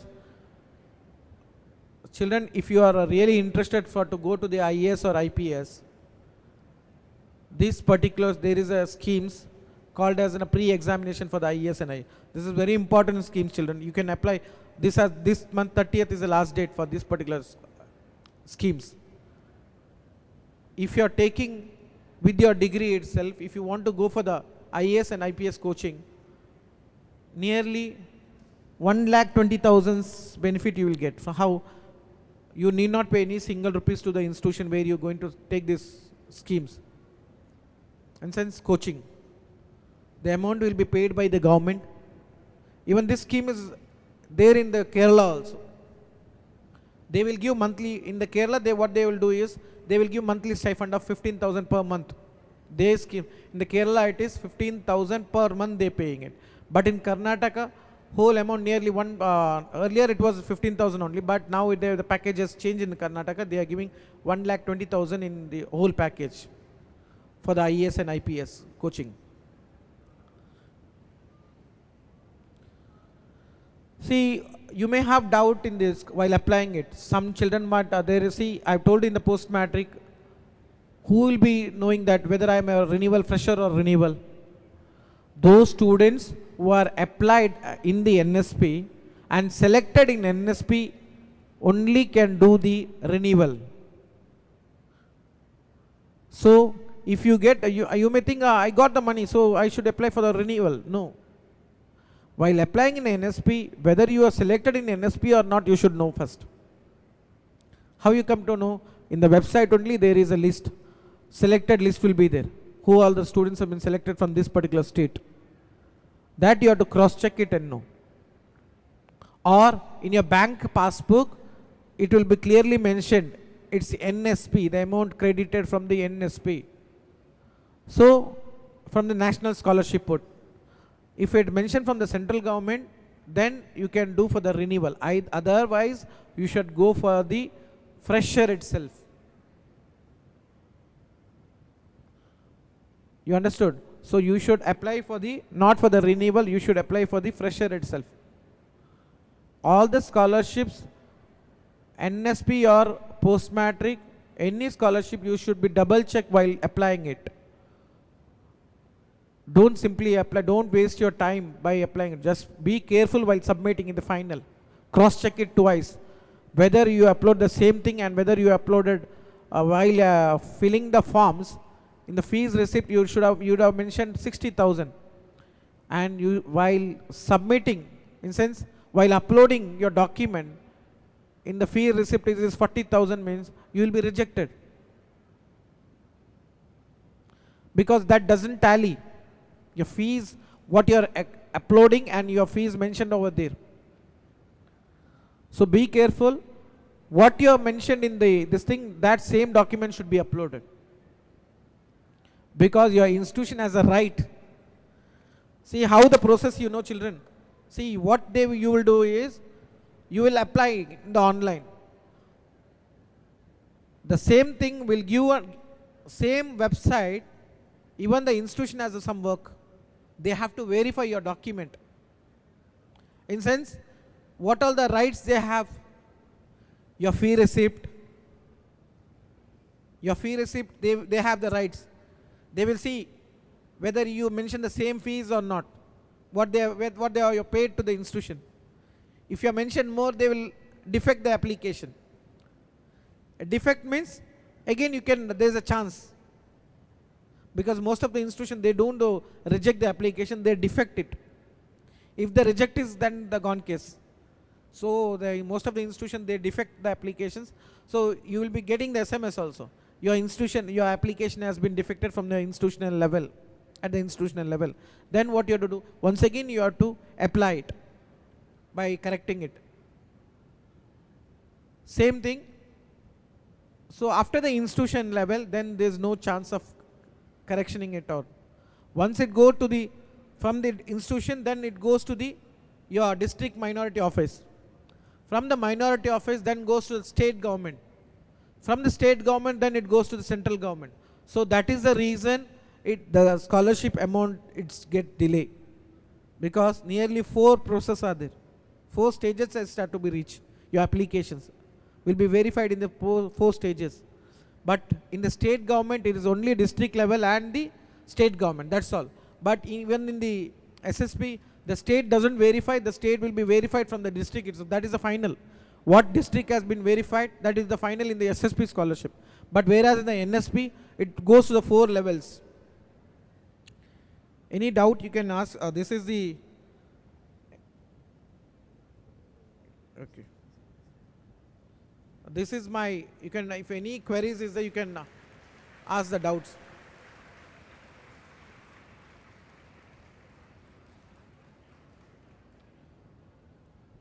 Is there any doubts? If you have any doubts, you can ask and clear it off, or you can call to my number. Thank you, sir. I request Mrs. Deeksha Rai, Assistant Professor, Yenapoya Pharmacy College, to kindly hand over the certificate to the resource person.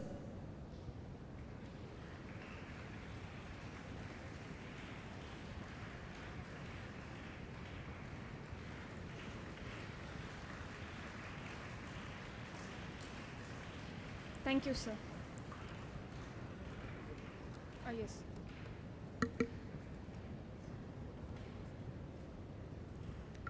A special announcement. Students of the following courses have to go and collect the uniform by the end of the day: RDT, PT, TCM, and physician assistant. I repeat, the students of RDT, PT, TCM, and physician assistant courses, please go and collect your uniform by the end of the day. We will now have a lunch break. I request the students to kindly gather by 1:45 for the next session. Thank you.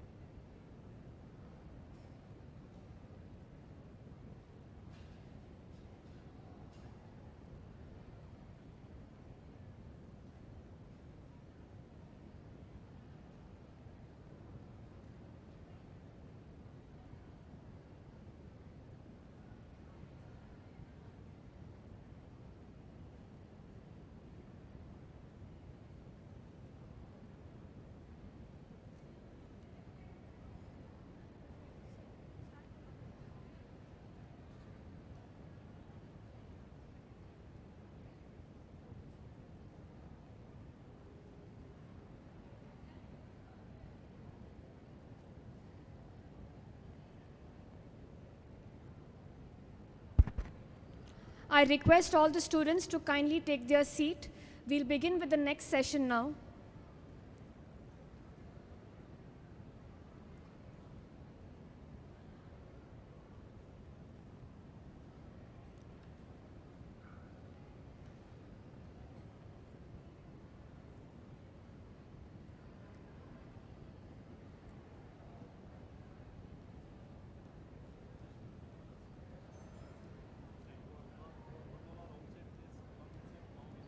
But they can hear me also. Huh.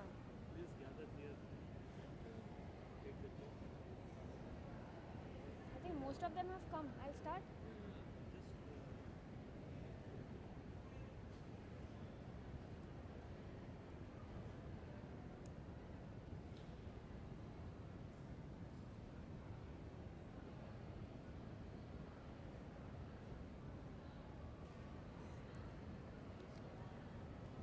For the next session, we have with us Mr. Karthik S. Katil.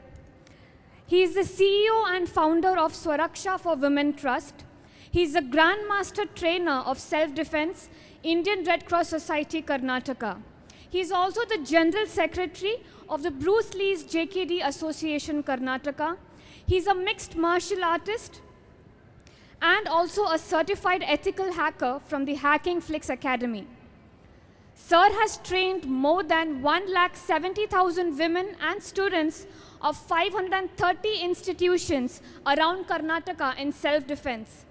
He is a 6 times national and 16 times state-level gold medal winner in martial arts. Sir is also the recipient of felicitations from 50+ institutions, and more than 14 TV channels have recognized him and telecasted special programs about him. He has also been appointed as the district icon of the Udupi district for the year 2017 and 18. With this brief introduction, I would like to invite Mr. Karthik S. Katil on the stage, please.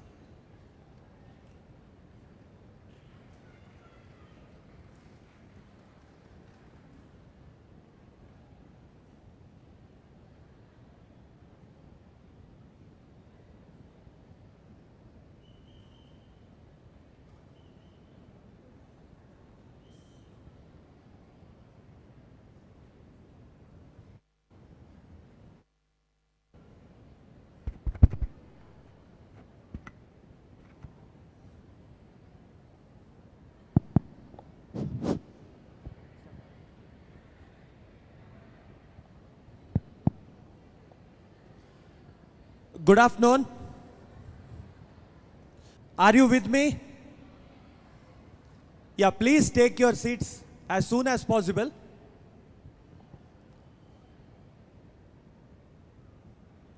Yes, please get in fast and take your seats as soon as possible.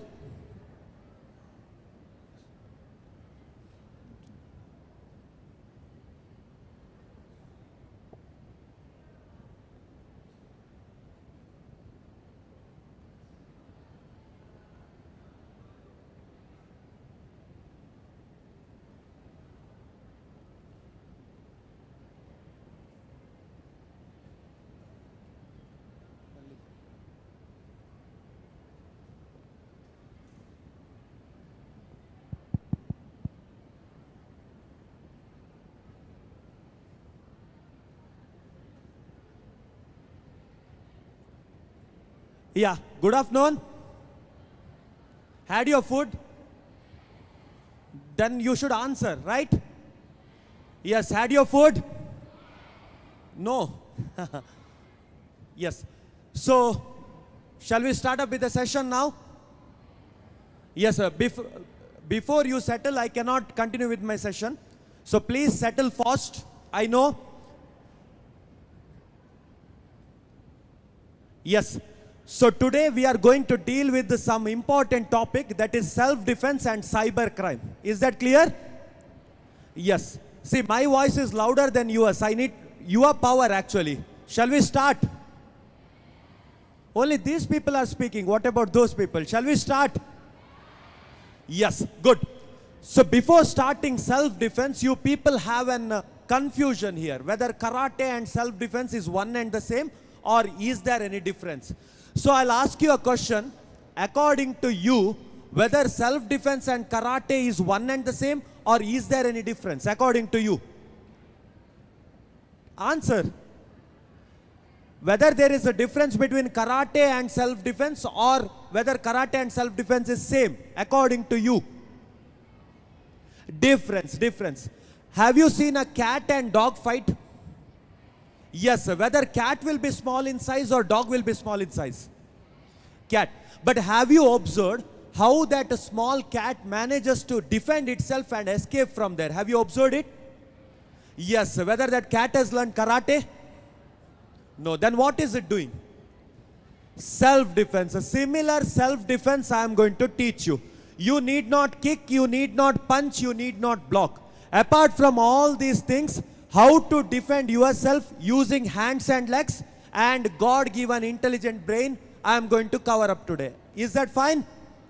Only these people are answering. What about these people? Are you understanding my language? Great. Please keep on answering, okay? Because without your support, we cannot have success in this particular session.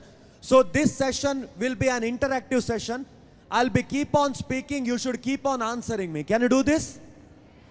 If you know the answer, tell yes. If you don't know the answer, tell no. Can we follow this pattern?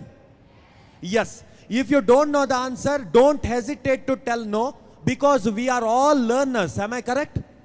Yes. So keeping that in mind, there are two types of harassment, but before going to that, till date we have trained, this is my mother, Mrs. Shobalata. So this is a mom and son duo. So till date we have trained 1,71,000 plus students and women around Karnataka in self-defense. And the uniqueness of this program is number of girls and boys who have witnessed our program used our tricks to defend themselves against attack, and the survival report have been published in Times of India, Indian Express and Deccan Herald also. If you type my name Karthik S. Katil, you can read the survival report there. So this program is going to be very, very interesting, but without your support, nothing is possible. So first I need your support. Will you support me? Will you support us? Yes, great. So there are two types of harassment. One is mental harassment, one is physical harassment. Have you heard about it? Yes. Mental harassment and physical harassment. If you compare mental harassment with the physical harassment, mental harassment is very difficult to solve. Why? Because during an physical harassment, the attacker will be near to us. Am I correct? But during a mental harassment, many a times we will never realize who the person behind harassment. We will never realize it. Because, do you use Instagram? Do you use Facebook? No. Do you use WhatsApp? Yes. So when you are using a social media account, if somebody hacks our social media account, will you come to know who has hacked? No. That is the pure example for mental harassment. Am I correct? Yes. So I am going to give you simple golden rules to follow how to defend yourself. And boys, please don't be sad, okay? Because this is not only for girls, it's for boys also. 78% of boys under 18 years undergo sexual harassment. 84% of girls under 18 years undergo sexual harassment. So what is the difference between 78 and 84? Very less, right? Yes. So it's not only for girls, it's for boys also. So pay attention today. This is called a life skill. Till the end of your life, what are the things you need to follow, especially precautionary measures, I am going to teach today. And if unexpected attack takes place, how to defend yourself, I am going to cover up today. So before going to all those things, one small example. Since you have passed your second PU and you are here right now, am I correct? Yes. So do you know the difference between good touch and bad touch? I'll give you a small example. Think you are waiting for a bus in a bus stop. Suddenly a boy will come near you and he will tell you, I have heard you have got very good marks in your examinations. Very good. Then what to do? Slapping him properly? No, whether this is a good touch or a bad touch.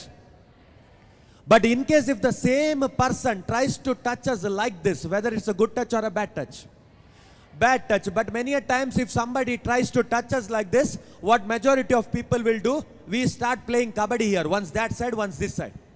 Because we don't know what to do. So what to do? What are the things we should not do? Everything will be covered up to today. But speaking about mental harassment, especially cyber crimes, do you use mobile phones? Do you use laptops? Always while using mobile or laptops, remember, do you connect to mobile internet or Wi-Fi? Mobile internet. Remember one important golden rule. Whenever you do not use your mobile, first disconnect it from a mobile internet and Wi-Fi. Always follow this pattern, because if a hacker hacks our cell phone, internet is the only source through which he can reach us. Am I correct? Yes, recently one girl's video went viral, a private video. You know what actually happened? She was downloading some files. Unexpectedly, a virus also got downloaded. It hacked her selfie camera. You know what is a selfie camera? Yes, it hacked her selfie camera. And this girl used to keep her mobile vertically, not horizontally, vertically. And it was a single room. She used to do all her works there. Exactly 1 week later, she got the call from hacker saying that your private videos are with me. If you do not pay 5 to 10 lakhs, I am going to post it in all the social media platforms.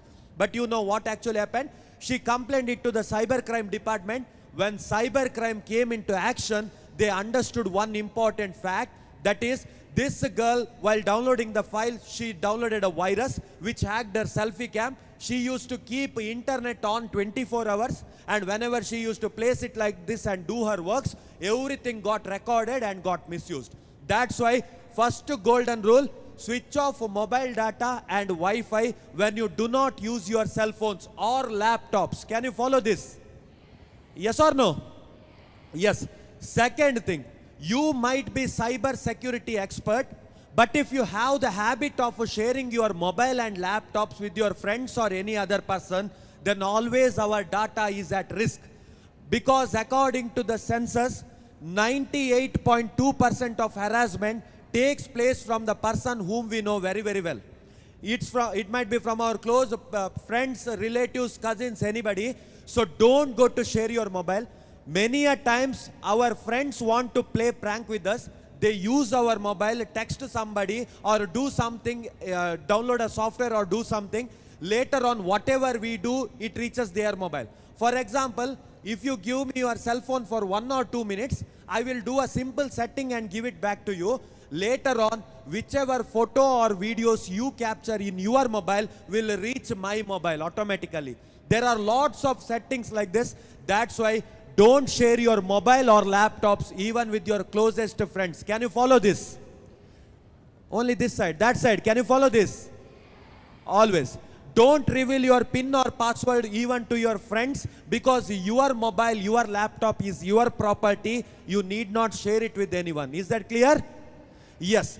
Next thing, if you give your mobile or laptops to the repair shop, as soon as you get it done, remember, first do factory data reset. Do you know how to do factory data reset?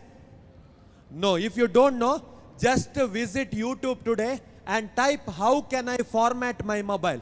How can I format my mobile? Type it and just watch videos. It's just a 2 to 3 minutes procedure. Everybody should know this. Recently, many people's call records, WhatsApp chats have gone viral. You know how? If you give it to the repair shop, these repair people, they put a software, download a software, install it and give it to you.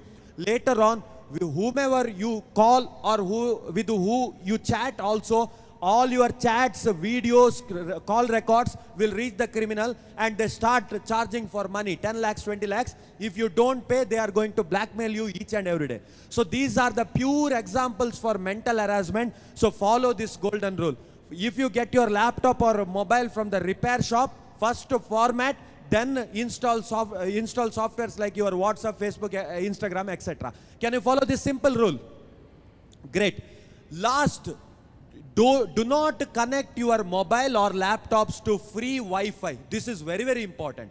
Because recently we got a number of cases, especially from people who are principals of various colleges and all. their mobile cell phones are hacked. You know what actually happened? When they go for a hotel or a restaurant, if they see free Wi-Fi, they connect it. When they connect it, automatically the person, if he knows some hacking techniques, automatically he can reach your mobile easily and hack your entire system and rob your data. So please don't connect it to free Wi-Fi. Next thing, whenever you charge your cell phones, you use an adapter. Am I correct? Remember, do not connect that adapter anywhere. For example, I am here now. If I connect to some adapter and start charging, today a device has been invented.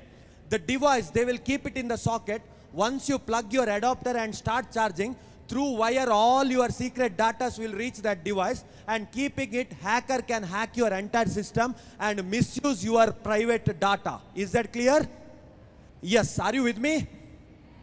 Yes.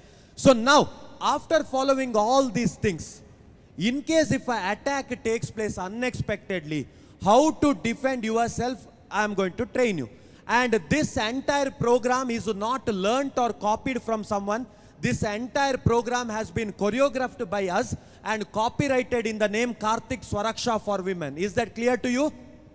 Yes. So whatever I am going to teach you today, please pay attention, because it's not only your responsibility. If you learn this, you can teach your mom and sisters. Am I correct?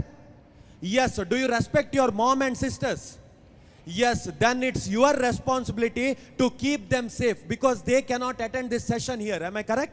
Yes. Now, we will move on with the techniques. But before going to the technique, recording is... can you please stop the recording? Yeah. Thank you. Since the program is copyrighted, recording is not allowed.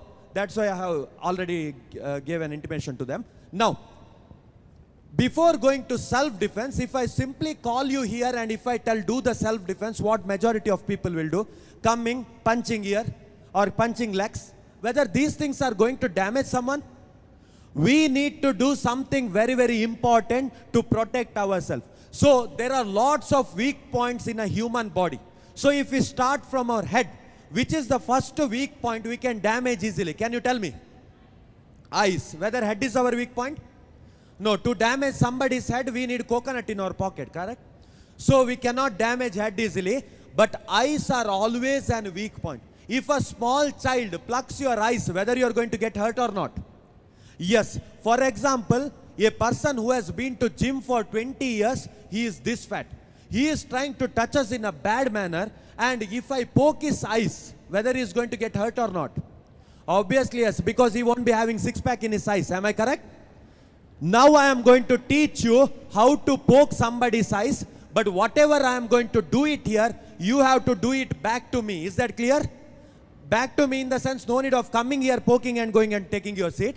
Sit there and do it back to me. Is that clear? Yes. I can see each and everyone, because there are almost 1,000 plus students here. I have trained maximum 3,000 students in a single crowd. I can see each one of you. So just pay attention. Everybody hold a punch like this. Everybody, this side. Please. Yes. Just open 2 fingers. How many fingers? 2 fingers. Can you see me? Yes, just open 2 fingers. If somebody tries to touch us in a bad manner, directly poke the eyes. Show me how to poke. Silently, don't do shoo, he will run away. Yes, so how to poke the eyes? Show me everyone. Like this. But sometimes, some people will try to do this. This is not going to work. So show me everyone how to poke the eyes. Like this. But whatever I am going to demonstrate here or teach you today, remember it daily. At least for 5 minutes you need to recall it. How many minutes? Can you keep your 5 valuable minutes for the life skill? Yes, keep 5 minutes. But sometimes what will happen, some people will reach their respective hostels and homes and start thinking, we get only one chance to poke somebody's eyes, right? So why 2 fingers? We will put all 5 fingers. This is not going to work. How many fingers you have to use? 2. Are you all comfortable with how to poke the eyes? Yes, but there is a problem here. The problem is, if the attacker is wearing specs or glass, what to do? Breaking the glass itself? Tell me what to do if he is wearing a specs or glass. Remove the specs, whether he is our relation, whether The he will come Islamic and tell, Academy of see, I am going to Education touch you was very, very established badly. in Whatever you don't want 1991 in me, by remove Mr. first, then I am going to Yanapoya touch you badly. Abdullah Whether he will Gumi, give that an option. entrepreneur So, philanthropist.